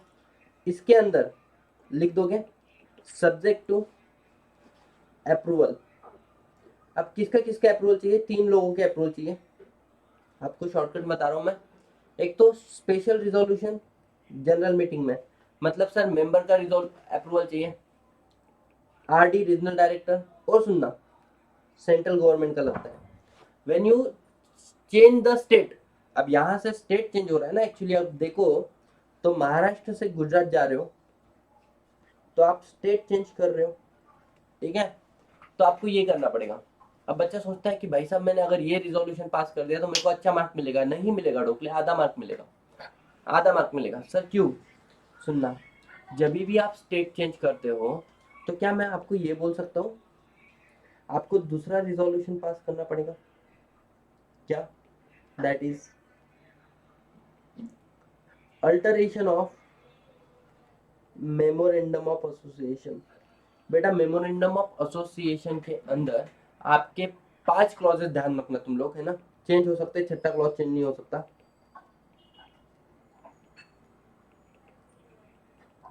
अगर आपका नेम चेंज हो रहा है तो आपको आपका मेमोरेंडम चेंज करना पड़ता है। अगर आपका एड्रेस चेंज हो रहा है, एड्रेस मतलब कौन सा? स्टेट चेंज हो रहा है, महाराष्ट्र से गुजरात, गुजरात से राजस्थान, कहीं पे भी जाओ, स्टेट चेंज हो रहा है तो आपको मेमोरेंडम चेंज करना पड़ेगा। अगर आप लोगों का कंपनी का ऑब्जेक्ट चेंज हो रहा है तो आपको आपका मेमोरेंडम अल्टर करना पड़ता है। अगर आपकी कंपनी का कैपिटल चेंज हो रहा है तो आपको अपना मेमोरेंडम चेंज अल्टर करना पड़ेगा। या फिर आपकी कंपनी की लायबिलिटी, मतलब सर अनलिमिटेड कंपनी लिमिटेड में कन्वर्ट हो रही है, या sir limited company unlimited company में कन्वर्ट हो रही है, तो ये 5 चीजों में हमेशा याद रखना तुम्हारा मेमोरेंडम चेंज होता है। समझ में आया? तो आपको सेकंड रिजोल्यूशन इमीडिएटली पास करना पड़ेगा, and alteration of memorandum of association.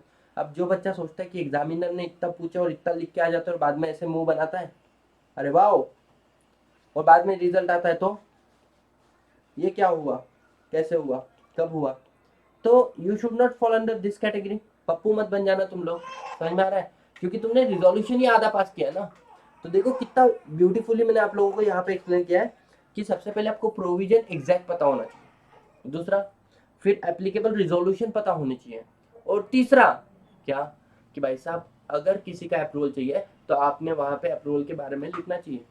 समझ में आया बच्चों? बोलो हाँ है ना, हाँ है ना।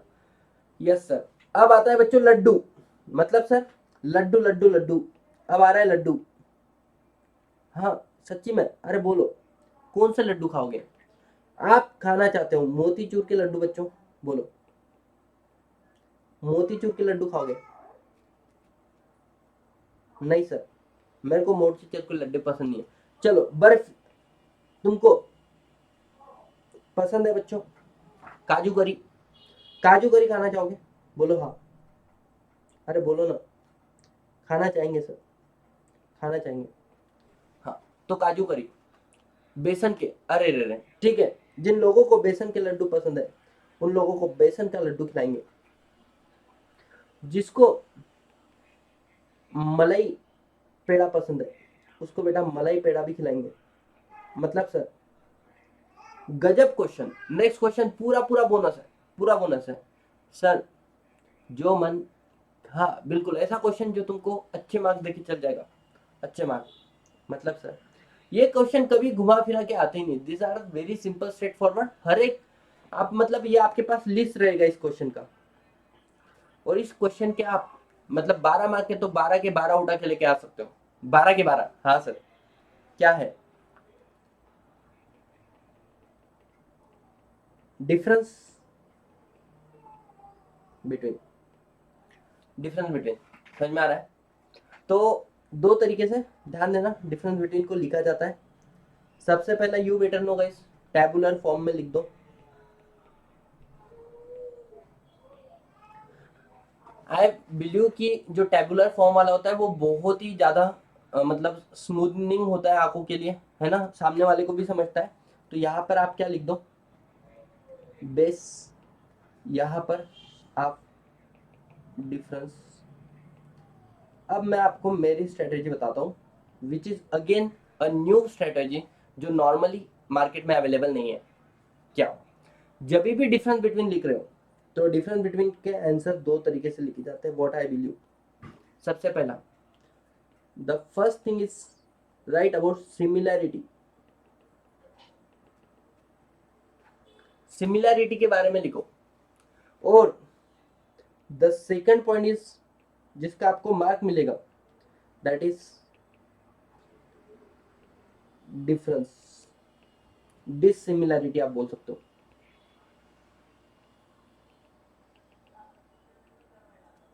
सिमिलैरिटी क्या होता है, सुनना। आपको डिफरेंस आ गया कंपनी के ऊपर और पार्टनरशिप के अंदर, तो फर्स्ट सिमिलैरिटी क्या है, both are the form of business. आप चाहो तो पार्टनरशिप का भी बिजनेस कर सकते हो, आप चाहो तो कंपनी का भी बिजनेस कर सकते हो। और सिमिलैरिटी क्या है, और सिमिलैरिटी ये है, you need bare minimum 2% in order to start partnership, and in order to start private और public company you need more than 1% also, except OPC 1% company को छोड़ दो। तो यहां पर आपने लिखा similarities. Now start with dissimilarities. क्या होता है कि भाई साहब कि पार्टनरशिप में अनलिमिटेड लायबिलिटी है, कंपनी में लिमिटेड है। डिसिमिलैरिटी, पार्टनरशिप परपेचुअल सक्सेशन नहीं है, कंपनी के अंदर है। समझ में आ रहा है आप लोगों को? Sir partnership separate legal entity नहीं है लेकिन कंपनी है, यस और नो? तो फिर देन यू स्टार्टेड राइटिंग क्या, डिसिमिलैरिटी। मार्क किसका मिलेगा, मार्क मिलेगा डिसिमिलैरिटी का, डिफरेंस बिटवीन का। लेकिन एक्स्ट्रा एज किसका मिलेगा, सिमिलैरिटी का। ये किसी ने नहीं लिखा ना, आप लोगों ने लिखा है। तो whenever you get the question difference between, at least एक पॉइंट ऐसा लिख देना कि ये सिमिलैरिटी है। Now following are the dissimilarity, following are the difference between company and partnership, company limited liability, yes और नो? जैसे एलएलपी और कंपनी, सिमिलैरिटी क्या है कि both are the form of business organisation, company and the LLP are separate legal entity, company and the LLP are separate क्या, separate perpetual succession, the liability in the company and the LLP is limited. Similarities, now write about dissimilarity।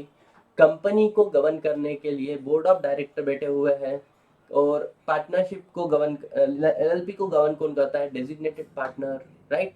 Company का जो director है, he need not to be the member of the company. जो shareholder है जरूरी नहीं वो director होना चाहिए, but in case of limited liability partnership जो डेजिग्नेटेड पार्टनर है वो कंपलसरी पार्टनर होना चाहिए। अब यहां से आप लिख रहे हो डिसिमिलैरिटीज, समझ में आ रहा है आप लोगों को? जल्दी बताओ यस और no. Yes, company, company act 2013 के अंदर रजिस्टर होती है, पार्ट एलएलपी, एलएलपी एक्ट 2008 के अंदर रजिस्टर होती है। तो आप लोगों को एक माइंडसेट डेवलप हुआ है बच्चों, किस तरीके से क्वेश्चन को एड्रेस करते हैं। देखो मैं चाहता था तो क्वेश्चन आंसर लिखा सकता था, बट बिफोर गोइंग टू, मतलब हम लोग जंप करें क्वेश्चन आंसर, मैं चाहता हूँ कि अपना माइंडसेट रेडी हो कि क्वेश्चन आंसर को लिखना कैसा है। अब आपके पास एक ब्लूप्रिंट रेडी है, this is your success mantra to crack your examination. मैंने स्टार्टिंग में बोला था आज की क्लास बहुत इंपॉर्टेंट होने वाली है। आज की क्लास में तुम लोग ये सीखोगे कि भाई साहब किस तरीके से एग्जामिनेशन लाया जाता है, किस तरीके से एग्जामिनर का फेवरेट हुआ जाता है। बच्चों ध्यान देना, मैं क्या बोलता हूँ, एडवोकेट के केस में एक लाइन है कि चाहे आप गलत हो लेकिन अगर आपकी कन्विंसिंग पावर सही होगी, ड्राफ्टिंग बोल कर आप सब्जेक्ट पढ़ोगे सीएस प्रोफेशनल में, तो वहां पे आर्ट ऑफ एडवोकेसी के बारे में लिखा है कि इफ यू मेक श्योर कि जो जज है ना उसके तुम लाइकेबल बन जाओ, उसके तुम मोस्ट फेवरेट बन जाओ, भाई साहब जज लॉ के अगेंस्ट में जाके भी तुम्हारे लिए डिसीजन पास कर देगा। आप अपना पॉइंट ऑफ व्यू उसको एक्सप्लेन कर दो कि यार मेरे को लगता है यहाँ पे तो लॉ भी गलत है सर, वो भी मानना शुरू कर देगा लॉ गलत है और भाई तू सही है। एग्जैक्टली एग्जैक्टली, क्वेश्चन आंसर आप लिख रहे हो लेकिन एक साइकोलॉजी के साथ में लिखोगे तो एग्जामिनर के फेवरेट बनने में समय नहीं लगेगा। समझ में आया? जो भी बच्चे ऑनलाइन है सभी लोग एक बार मैसेज कर दो, सभी बच्चों मैसेज कर दो एक बार, सर शायद हमें ये सब बता, क्या बताएं, पता चलती, सर शायद, शायद ही हमें ये सब बातें पता चलती। सही बात है जी, बट आपने इतने अच्छे से बताया, थैंक यू। अरे थैंक यू सो मच, ऐसा अप्रिसिएशन मिलता है ना, क्या ही बताऊँ मैं तुमको, आ जाओ। तो एक तो होता है tabular representation, and when you don't know the point wise comparison, तो यहाँ पर आप क्या कर सकते हो, जैसे कंसेप्ट 1 लिख दो और इसके बुलेट्स पॉइंट लिख दो, और फिर यहाँ पे कंसेप्ट 2 लिख दो और उसके बुलेट पॉइंट लिख दो। ठीक है, जब आपको एग्जैक्ट डिफरेंस नहीं पता है, 2-4 पॉइंट इसके पता है, 2-4 पॉइंट इसके पता है, तो ये होता है जुगाड़, ये होता है जुगाड़। ठीक है, आ जाओ एकदम आराम से फोकस करना। अब मैं आप लोगों के साथ में कुछ क्वेश्चन आंसर डील करता हूँ, और उस क्वेश्चन आंसर के आंसर भी मैं ही लिख के बताता हूँ, so that you will understand कि किस तरीके से क्वेश्चन के आंसर को फ्रेम किया जा सकता है। एकदम आराम से बोलो यस और no, yes sir, yes sir, बहुत ही बढ़िया। चलो ध्यान देना। अच्छा, लास्ट पॉइंट मेरा पेंडिंग था यहाँ पे, कंक्लूजन लिखने के बाद में कहाँ पे गया, हाँ हाँ हाँ,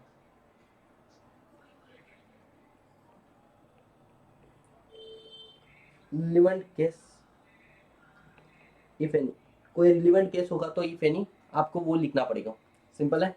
यस, अब बच्चों चलो एक केस स्टडी मैं आपके सामने लिख के बता रहा हूँ, केस स्टडी नंबर 1। ठीक है, अब ध्यान देना किस तरीके से आप लोगों का माइंडसेट चलना चाहिए। मैं केस स्टडी यहाँ पे मतलब ऐसा लिख नहीं रहा हूँ, नॉर्मल बता रहा हूँ। ठीक है, कि भाई साहब there is a company called ABC private limited, एक कंपनी है, इस कंपनी के अंदर there are 3 member A B and C, mister A, mister B, mister C are 3 members of the company. ये तीनों भी लोग कंपनी के जनरल मीटिंग में आए बच्चों।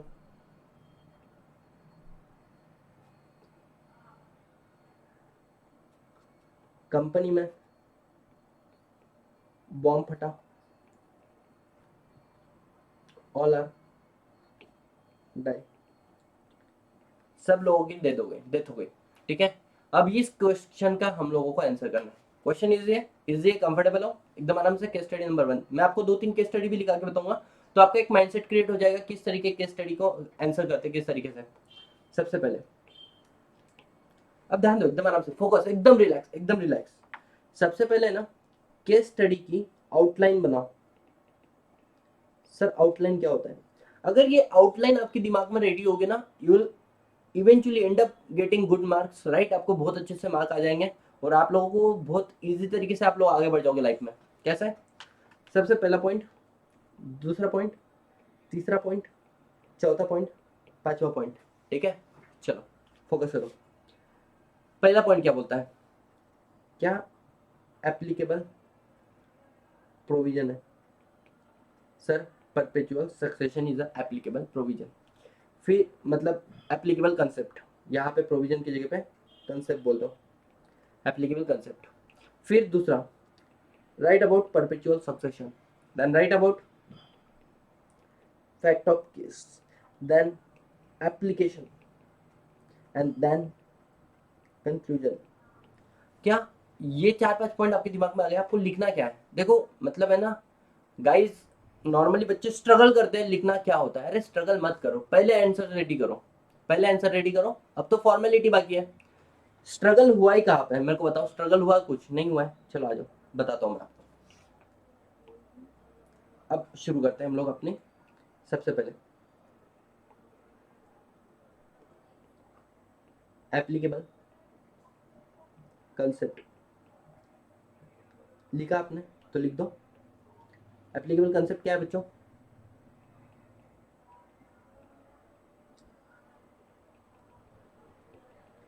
Perpetual succession. दूसरा, प्रोविजन ऑफ लॉ। अब प्रोविजन ऑफ लॉ के अंदर लिखो क्या, दैट। सबसे पहले बुलेट पॉइंट नंबर 1 क्या बोलोगे बच्चों? है ना, as per provision of companies act 2013, company is separate legal entity created by procedure of law और you can see it by process of law. ठीक है, तो यहाँ पर और डाल देता हूँ मैं, आपकी मर्जी क्या लिखना है आपको, process of law.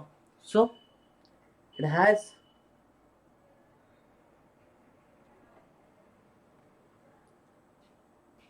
its own existence in the eyes of law। दूसरा, कंपनी, आप लिखो according to RCB Glover. RCB Glover ने क्या बोला था, फिर लिखो अच्छे से, मेंबर में कम और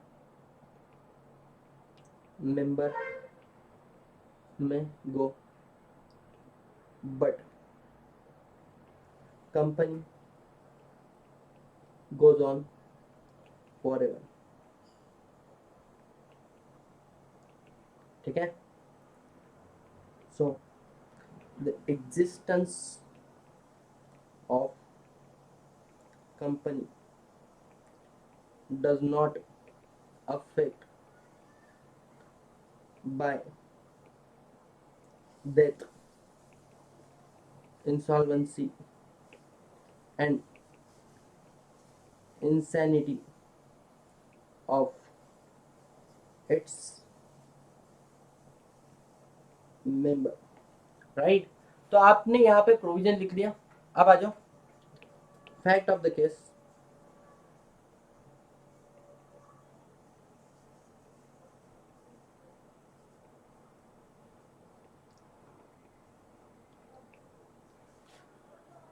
all member of ABC Private Limited died in its general meeting। Sir बेइज्जती, हाँ खत्म, फैक्ट ऑफ द केस खत्म। All the members of ABC private limited dies in the general meeting. आ जाओ point number,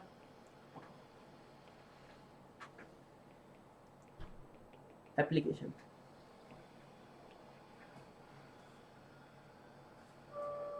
in the light of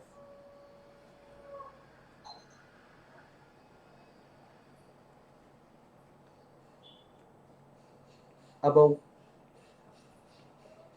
provision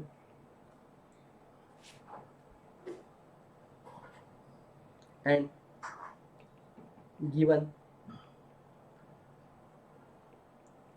fact of the case, it is clear। अब क्या clear हुआ है बच्चों, it is clear, क्या clear हुआ है, दैट कंपनी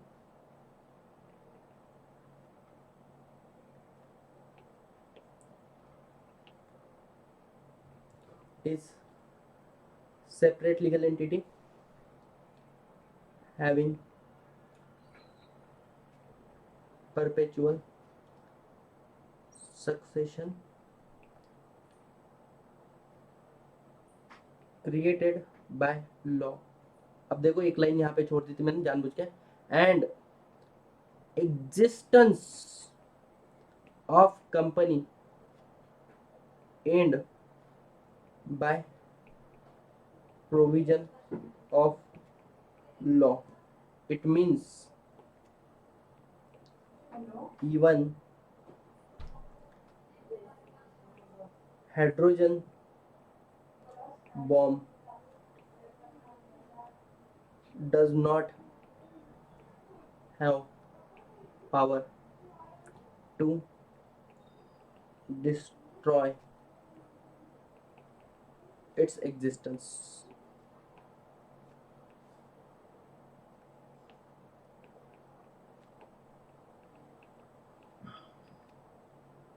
क्या आपको समझ में आया? Even hydrogen bomb does not have power to destroy its existence and conclusion. Conclusion में क्या लिखोगे कि भाई साहब company is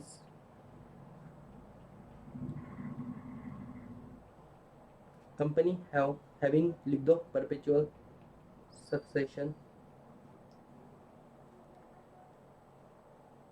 simply said member में कम मेंबर में go, company goes on for ever. और लास्ट या फिर ये लाइन लिखने के बाद में ये वाला लाइन लिख दो, that death of member do not affect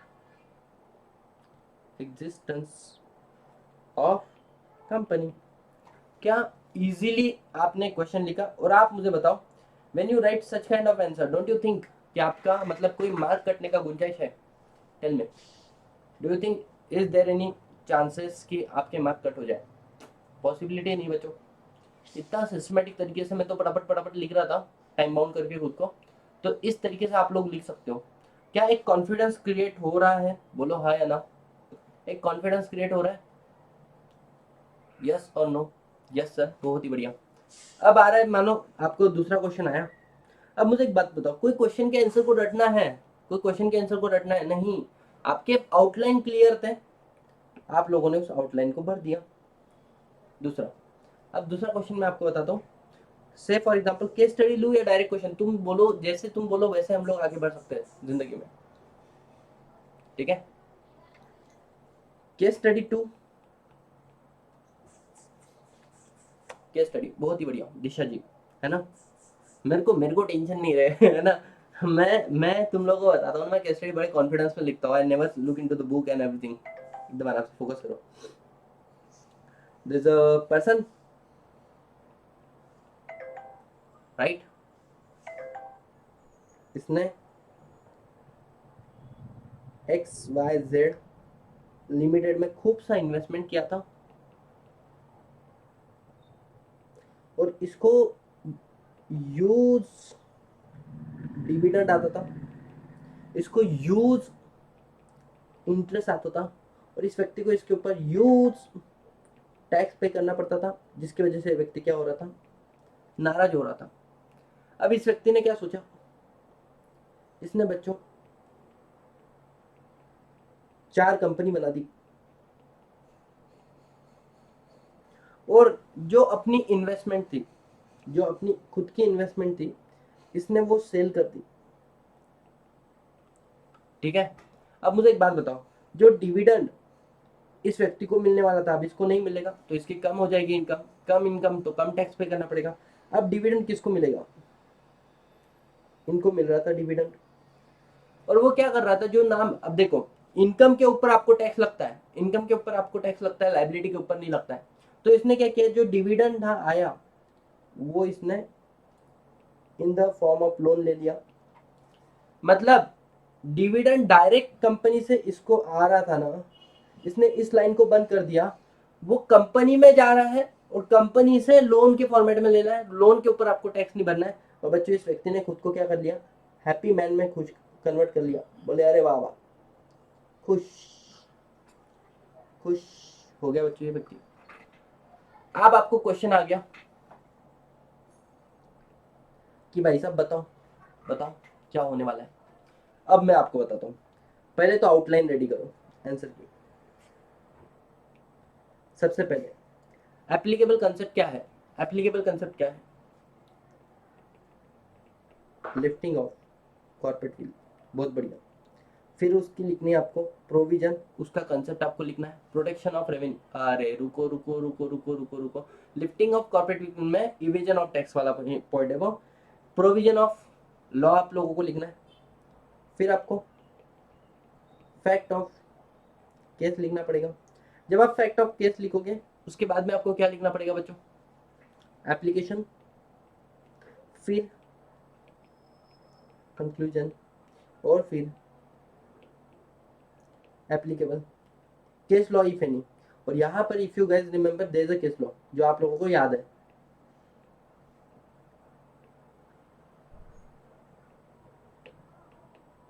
क्या तुम्हें याद है?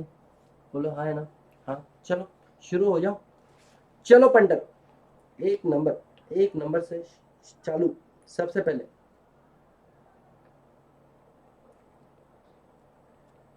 एप्लीकेबल, या फिर इसको बोल दो रिलीवेंट कंसेप्ट। चेंज करते रहो जिंदगी में। रिलीवेंट कंसेप्ट क्या है बच्चों? ये रिलीवेंट कंसेप्ट जल्दी बताओ, क्या है रिलीवेंट कंसेप्ट? रिलीवेंट कंसेप्ट है बच्चों आपका lifting of corporate will, lifting of corporate will for in case of evasion of tax.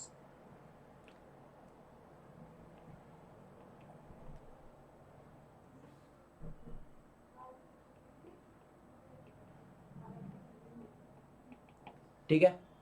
दूसरा, या फिर प्रोटेक्शन ऑफ रेवेन्यू भी बोल सकते हो ऑफ गवर्नमेंट, राइट। अब आ जाओ सेकंड चीज, कंसेप्ट क्या बोल सकते हैं? हम लोग बोलेंगे company is separate legal entity, right, distinct from its member and therefore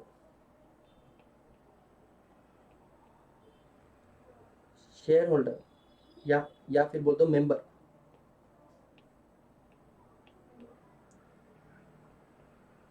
member are not liable from for act of the company, for act of the company, that is to say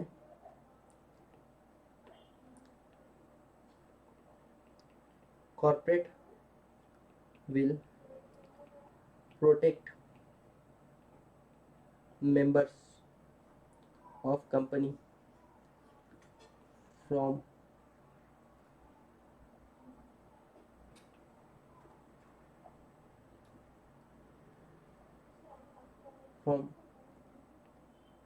liability of company. मैं लिखने के लिए बहुत कुछ लिख सकता हूँ, that अगर कंपनी से कोई लॉ वायलेट होता है या कंपनी की कोई लाइबिलिटी इनकर होती है, then the member is not liable because I know. लेकिन अपने को खुद को रिस्ट्रिक्ट भी तो करना है। अब सुनना, बट दिस कॉर्पोरेट विल जो रहेगा किसके लिए यूज होना चाहिए?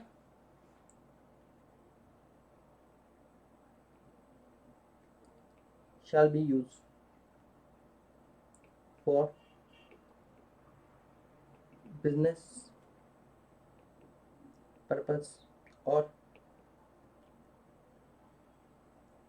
लीगल यूज होना चाहिए। अब सबसे इंपॉर्टेंट बात यहाँ पे, however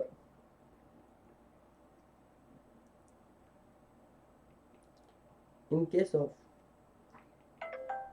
fraud or dishonest use of corporate will, आप इसको पूरा लिख देना,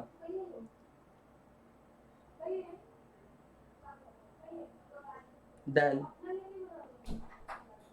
फिर लिख दो 4 पॉइंट अपने। Ignore separate legal entity, disregard corporate personality. क्यों डिसरिगार्ड करनी? Looking behind person who are in control of company। तीसरा it is complete, court may lift, it is complete discretion of court whether to lift corporate will or not, बराबर। और उसके बाद में यहाँ पे लिखता हूँ लिफ्ट कॉर्पोरेट विल, लास्ट में corporate veil left in case of evasion of tax. अब आ जाओ fact of the case. Third point तुम्हारा fact of the case. Fact of the case क्या बोलता है आपका? बड़ा सिंपल है। फैक्ट ऑफ द केस क्या बोलता है बच्चों? That mister x in order to reduce tax liability in corporate company। Incorporate क्या किया बच्चों उन्होंने? Company. And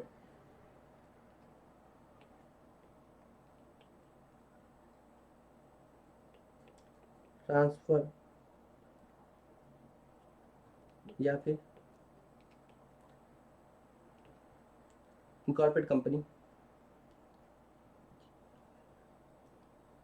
which has no business other than investment transferred by Mr. X, which is hand over to him in the form of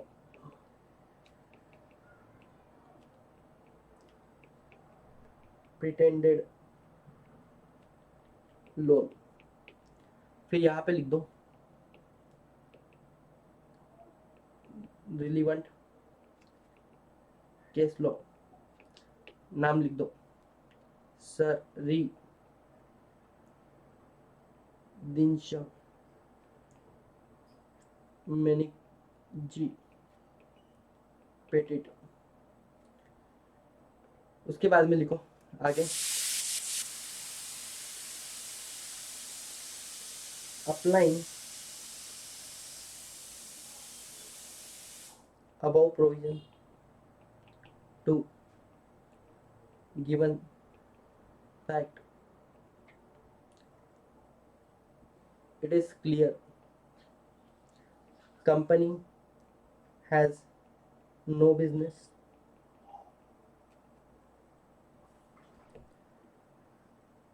company is shell और sham आप बोल सकते हो right, या मतलब नो बिजनेस और शेल विच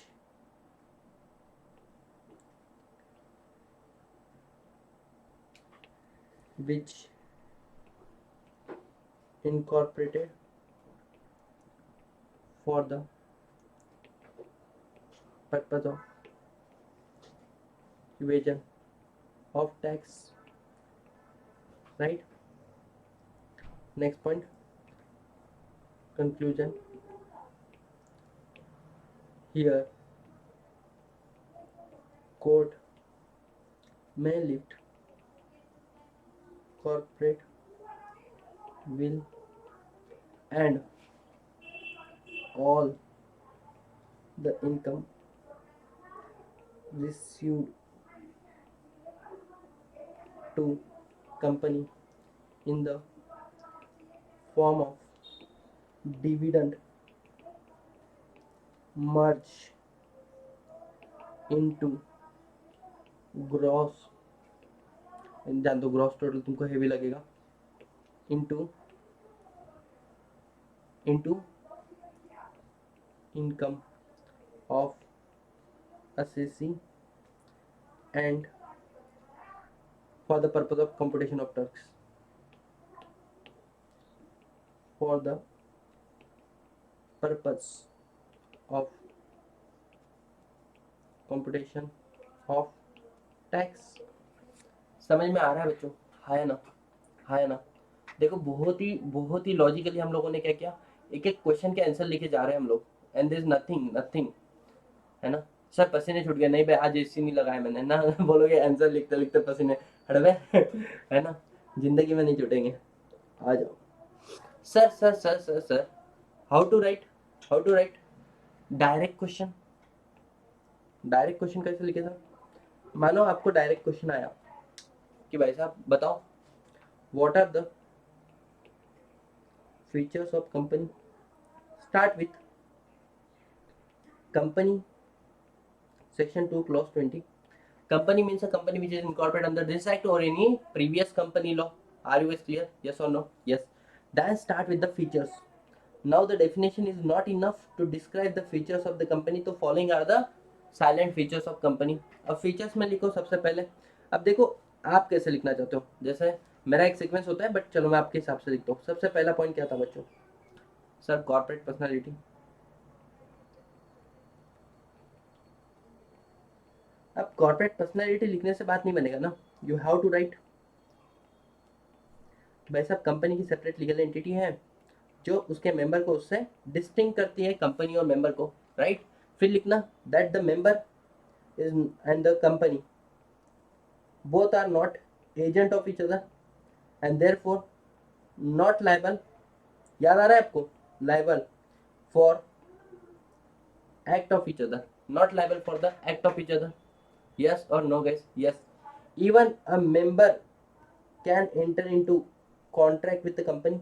Member भी contract कर सकता है कंपनी को, like a third person, right? और सुनना सुनना, यहाँ पर ये पॉइंट आप लोगों ने लिखना है that company and the member are different. हाँ, company can do or can not. Company क्या कर सकती है? Company can own a property, company can open a bank account, company can मतलब have can enter into contract with in their own name. Company क्या नहीं कर सकती? Company oath नहीं ले सकती, कंपनी शादी नहीं कर सकती, company can not go into jail, right. वो सारी बातें आप लोगों को याद है. अब दूसरी बात, कंपनी क्या है? एक आर्टिफिशियल पर्सन है. सर इसका मतलब क्या? इसका मतलब लिखो ना. अरे कंपनी लॉ से बनती है, लॉ की प्रोसेस से बनती है, नेचुरल प्रोसेस से नहीं बनती है. तो कंपनी का जो एग्जिस्टेंस है वो in the eyes of law है, राइट. कंपनी इनटेंजिबल है, कंपनी इनविजिबल है, बट कंपनी फिक्टिशियस नहीं है, मतलब एक काल्पनात्मक नहीं है. और company act through human agency. ये बातें आपको याद आ रही है बच्चों? बोलो हाँ ना. फिर तीसरा पॉइंट लिखो. सर कंपनी का परपेचुअल सक्सेशन है, कंपनी की और क्या लिख सकते हो बच्चों? बताओ. लिमिटेड लायबिलिटी है. और क्या लिख सकते हो तुम लोग? सर कंपनी का कॉमन सेल वाला पॉइंट तो तुम्हारी सिलेबस में से हटा दिया गया है, राइट. कंपनी की सेपरेट प्रॉपर्टी है. फिर बताओ कंपनी के शेयर ट्रांसफरेबल है. मैं लिखने के बताऊंगा है ना, पहले पॉइंट आउटलाइन रेडी कर लो. फिर लिमिटेशन ऑफ एक्शन,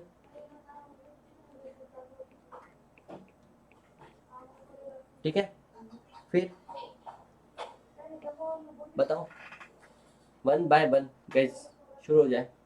और क्या बता सकते हो तुम लोग? Separation of ownership management, separation of ownership and management. Yes और नो गाइस? यस और नो? यस हो.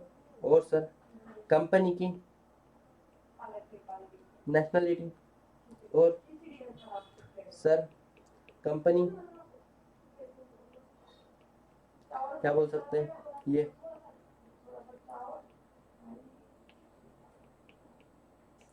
रेसिडेंस है या नहीं है. ये सारी बातें आप लोगों को लिखनी वन बाय वन, फटाफट फटाफट. परपेचुअल सक्सेशन क्या?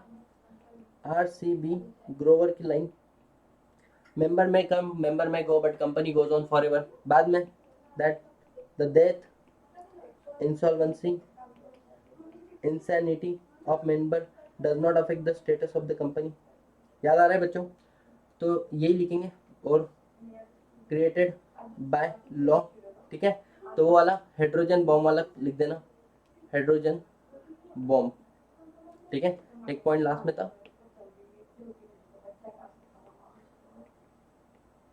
टर्मिनेशन, ठीक है. फिर लिख दो लिमिटेड लायबिलिटी, कि अगर आपकी कंपनी लिमिटेड बाय शेयर्स है, लिमिटेड बाय शेयर्स है, तो आपकी लायबिलिटी अनपेड वैल्यू तक ही होती है, राइट. सेपरेट प्रॉपर्टी, वो गारंटी वारंटी लिखने का जरूरत नहीं क्योंकि आपकी सिलेबस में वो दिया नहीं है, वो मैंने आपको एक्सप्लेन कर दिया। सेपरेट प्रॉपर्टी कि अगर कोई मेंबर एंटायर शेयर कैपिटल भी होल्ड करता है कंपनी में, बट उसका no insurable interest in the property of the company, yes और नो। तो क्या मैं बोल सकता हूँ यहाँ पे ये भी लिखोगे, the property of company belong to company not to in its member, share are transferable. अगर आपको पता होगा सेक्शन 44 में लिखा है share is the movable property transferable in the manner given in the article. In case of public company share are freely transferable, in case of private company share transfer के ऊपर है रिस्ट्रिक्शन। आपको याद आ रहा है बच्चों, बोलो यस और no. As per sale of goods act share is the goods, yes और नो, यस सर। ये 3 पॉइंट आप लोगों ने लिख लिए। लिमिटेशन ऑफ एक्शन, कंपनी अपनी ऑब्जेक्ट के बाहर जाकर कुछ भी नहीं कर सकती है। कंपनी प्लेस क्या बोल, सेपरेशन ऑफ ओनरशिप मैनेजमेंट, क्या मैं बोल सकता हूँ बच्चों, शेयर होल्डर जो है वो कंपनी के कौन है, ओनर है, बट वो मैनेज नहीं करते, इसलिए वो बोर्ड ऑफ डायरेक्टर को क्या करते हैं, अपॉइंट करते हैं। बोर्ड ऑफ डायरेक्टर को अपॉइंट करने का एंड रिमूव करने का पावर किसके हाथ में है, ये दोनों भी पावर शेयर होल्डर के हाथ में है। तो शेयर होल्डर के हाथ में अल्टीमेट कंट्रोल है कंपनी का। ये बातें तो आप लोग लिख सकते हो ना। नेशनैलिटी कि भाई साहब कंपनी की कोई भी नेशनैलिटी नहीं होती है, company is not, sorry nationality होती है, नेशनैलिटी होती है, उसका प्लेस ऑफ इनकॉर्पोरेशन, और सुनना, और उसका रेसिडेंस, याद आ रहा है बच्चों, प्लेस जहाँ से कंपनी कंट्रोल होती है, तो फिर वो जहाँ पर आपकी जनरल मीटिंग होती है, जहाँ पर आपकी बोर्ड मीटिंग होती है, याद आ रहा है। उसके बाद में आता है सर कंपनी सिटीजन है क्या, कंपनी सिटीजन है क्या, तो यहाँ पर हमने बोला answer is no. As per constitution of India भी नहीं है, एज पर सिटीजनशिप एक्ट 1955 के हिसाब से भी नहीं है, लेकिन R C Cooper versus union of India का केस लॉ हमने पढ़ा था, जहां पर हमने बोला था कि कंपनी रिट फाइल कर सकती है अगर शेयर होल्डर के फंडामेंटल राइट इंफ्रिज हो रहे तो, राइट। और टर्मिनेशन कंपनी का कैसे होता है, बाय लॉ होता है। क्या आप लोग डायरेक्ट क्वेश्चन को आंसर कर पा रहे हो, बोलो हाँ या ना। Are you guys in a position to answer the direct question, yes और नो, यस और नो गाइज, यस। क्वेश्चन आएगा, देखो मैं आपको बता रहा हूँ, मतलब आपकी माइंडसेट को मैं रेडी कर रहा हूँ sir. Next question, question number 4 मैं आपके साथ में डिस्कस कर रहा हूँ, है ना। मतलब ये कॉन्फिडेंस तुम्हारे अंदर आ जाए कि भाई साहब हम लोग मैनेज कर सकते हैं एग्जाम में। What is difference between company, ये मैं बना बना के कर रहा हूँ, लिमिटेड बाय शेयर और वर्सेस लिमिटेड बाय गारंटी, ठीक है। ये क्वेश्चन आ गया मानो, किस तरीके से आंसर करोगे। सबसे पहले राइट अबाउट सिमिलरिटीज,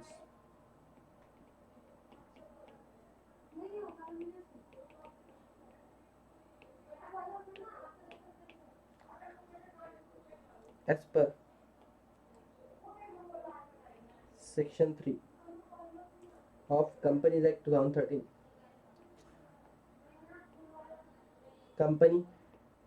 कंपनी में be form for lawful purpose.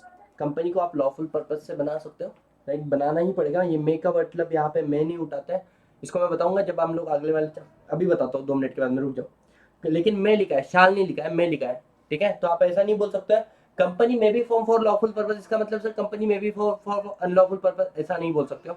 क्यों, इसकी लॉजिक में बताऊंगा थोड़ी देर से।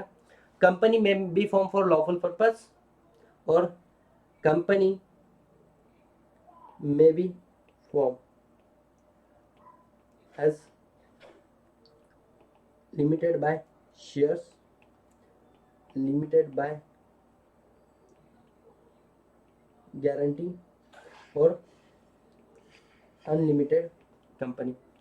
इन तरीके से तुम लोग कंपनी को बना सकते हो, यस और नो। ये हो गया आपका फर्स्ट सिमिलर, ये पॉइंट लिखा। Second point, in case of company limited by share और and company limited by guarantee, liability of its member, बच्चों ये लाइन इंपॉर्टेंट है, of its member is limited. जो तुम्हारी लाइबिलिटी वो कैसे रहेगी, लिमिटेड रहेगी। समझ में आ रहा है बच्चों, बोलो हाँ या ना, यस और no. Yes sir, company can be form for a charitable purpose, yes can be, but lawful purpose ही है ना, यस और नो। अब बच्चों सुनना, एकदम आराम से फोकस करो। तो liability of members is what, limited. ये भी एक कॉमन पॉइंट है कि नहीं, दोनों में आपकी लाइबिलिटी क्या है सर, लिमिटेड ही है, यस और नो। और अब सुनो, अब आ जाओ डिस सिमिलैरिटी। सबसे पहले मीनिंग लिखेंगे। अब देखो यहाँ पे बेस, यहाँ पर लिमिटेड बाय शेयर, यहाँ पर guarantee.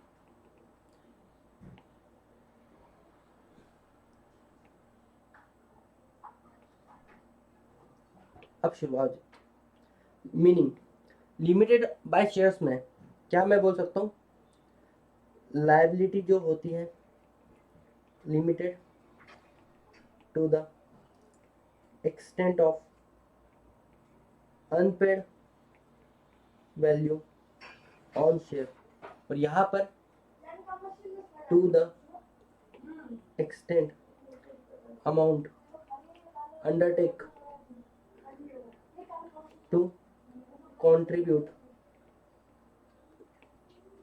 assets of company in the event of winding up, है ना, यस सर। दूसरा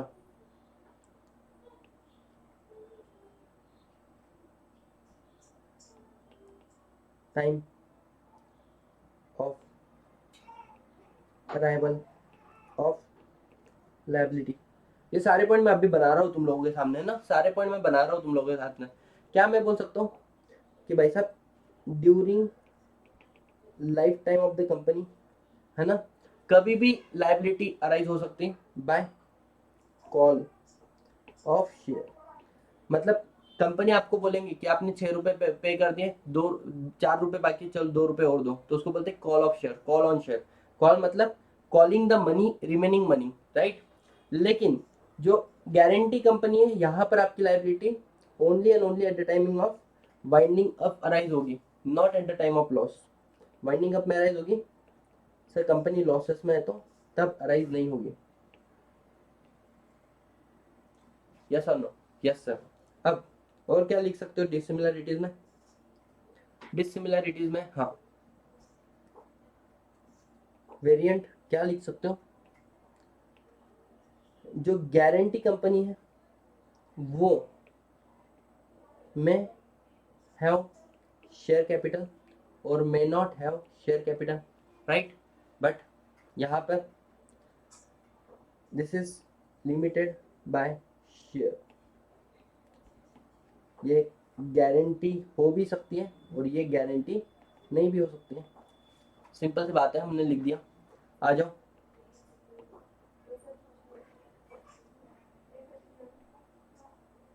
और यहाँ पर और क्या बन सकता है अपना पॉइंट,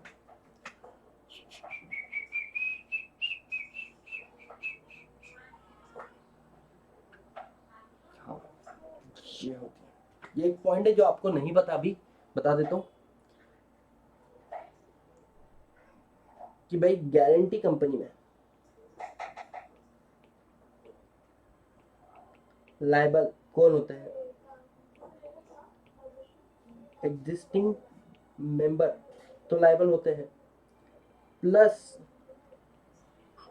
सीज, जो मेंबर सीज हो चुके, छूट चुके हैं in last 1 year, from date of winding up.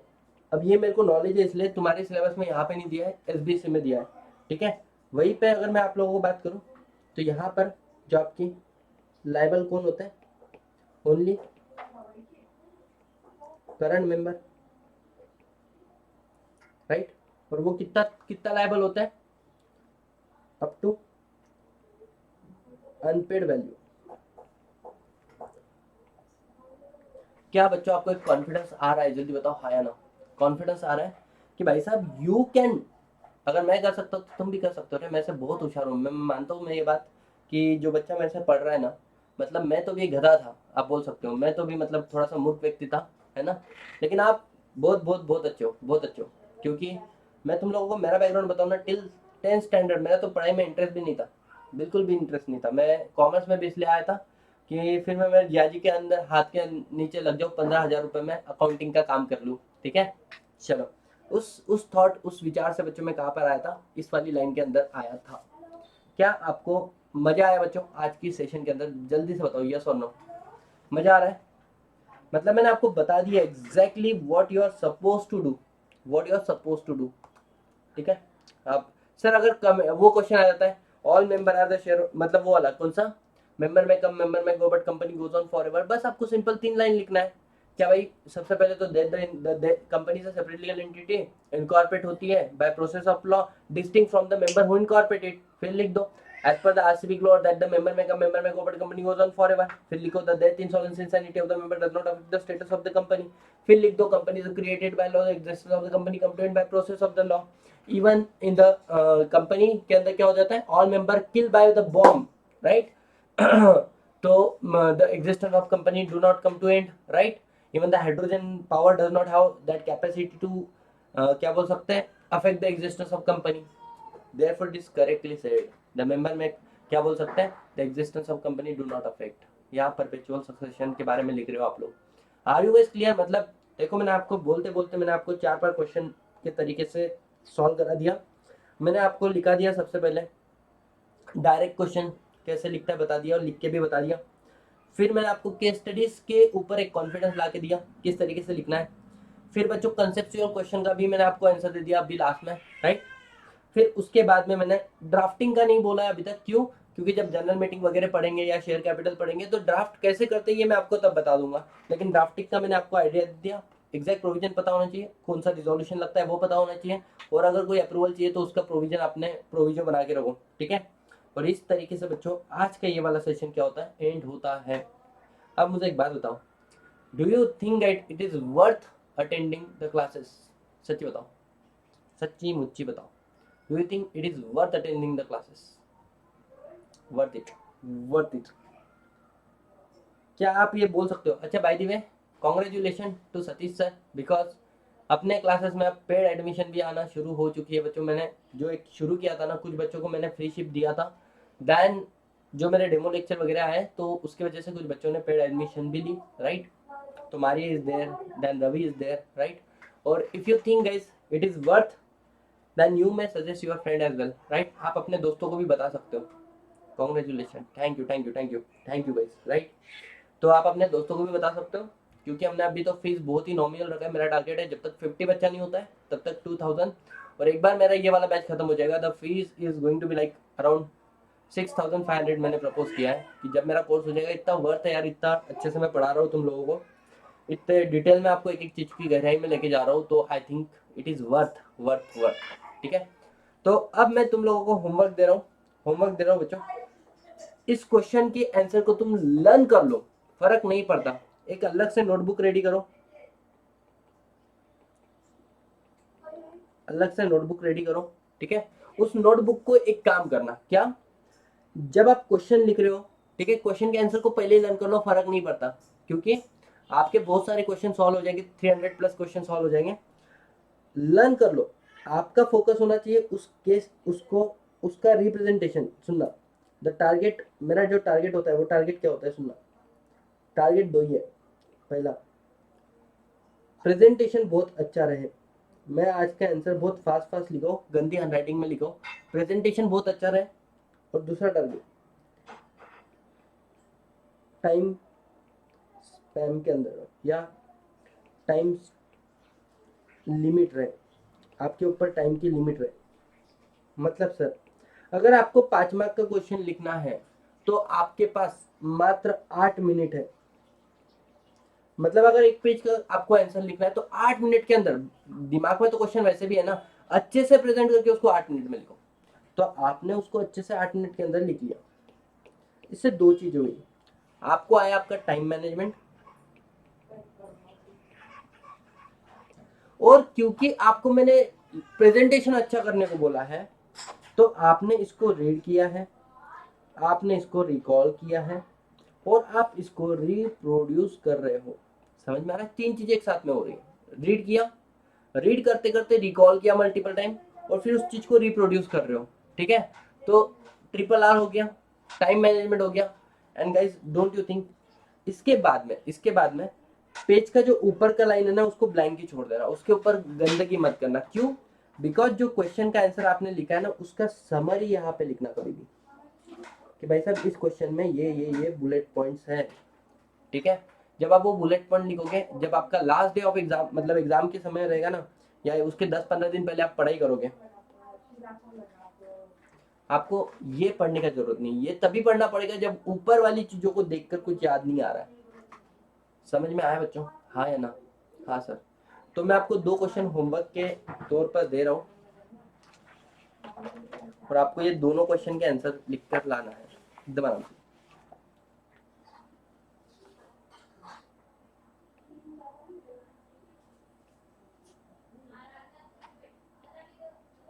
Homework question 1। तो सबसे पहले आपका क्वेश्चन है, राइट अ शॉर्ट नोट्स, या फिर आपको शॉर्ट नोट लिखना है। लिफ्टिंग ऑफ कॉर्पोरेट वेल्थ, इसके ऊपर आपको शॉर्ट नोट्स लिख के लाना है। ठीक है, इसके अंदर ध्यान देना, वो आपको सारे केस लॉ और उसकी हेडिंग भी लिख कर लाना है। मतलब sir Dinshaw manageability, protection of revenue, right. तो उस तरीके से determine the character of the company, Daimler company versus continental rubber tyre company. Welfare legislature, बराबर, लेबर का वेलफेयर लेजिस्लेचर। तो workman, associate rubber industry limited versus associate rubber industry, small case company. वो सारे बातें तुमको लिखना है, उसकी डिसीजन को नहीं लिखना है, लेकिन समझ में आ रहा है? यस और नो? Yes sir. ये है आपका question number 1, that is your homework guys, right.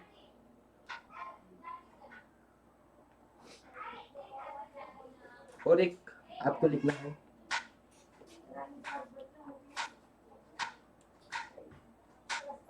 Member of company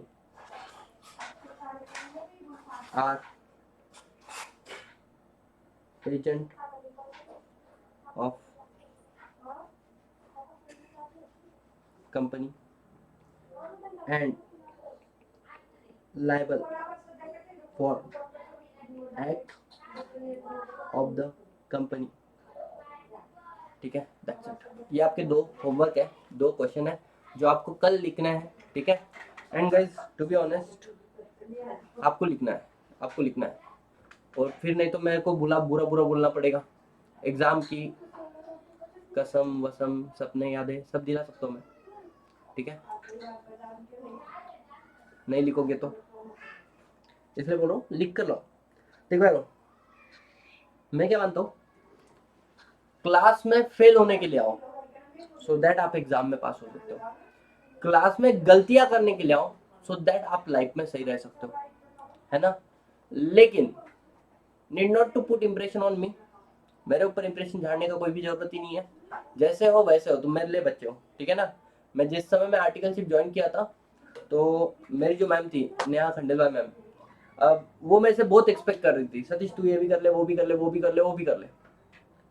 मैंने बोला मैम सुनो ना, मैं एज अ ट्रेनी बोलकर आपके पास आया हूँ, और प्रॉब्लम क्या है, मेरे को कुछ आता नहीं बोला, और मैं एक्सपेक्ट करता हूँ कि आप मुझे सिखाओगे तो मेरे को कुछ आएगा।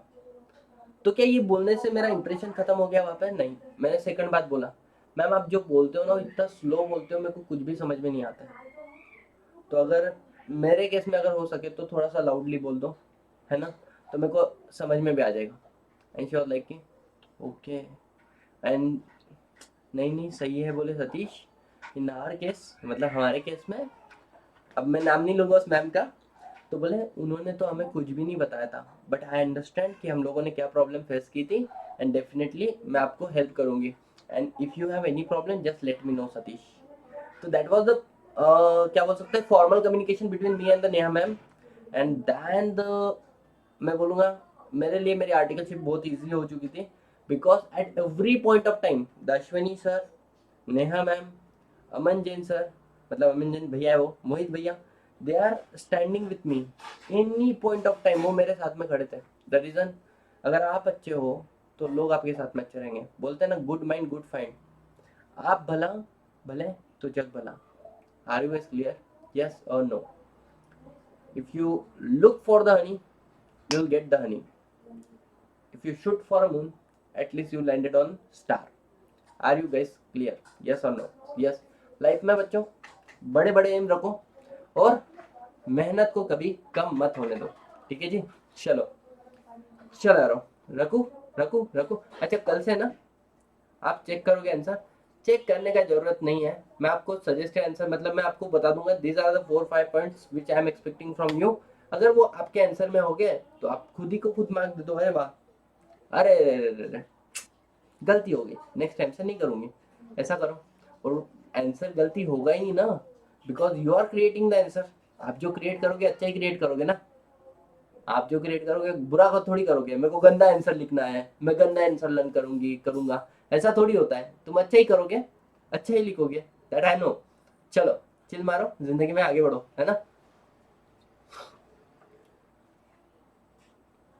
Okay bye.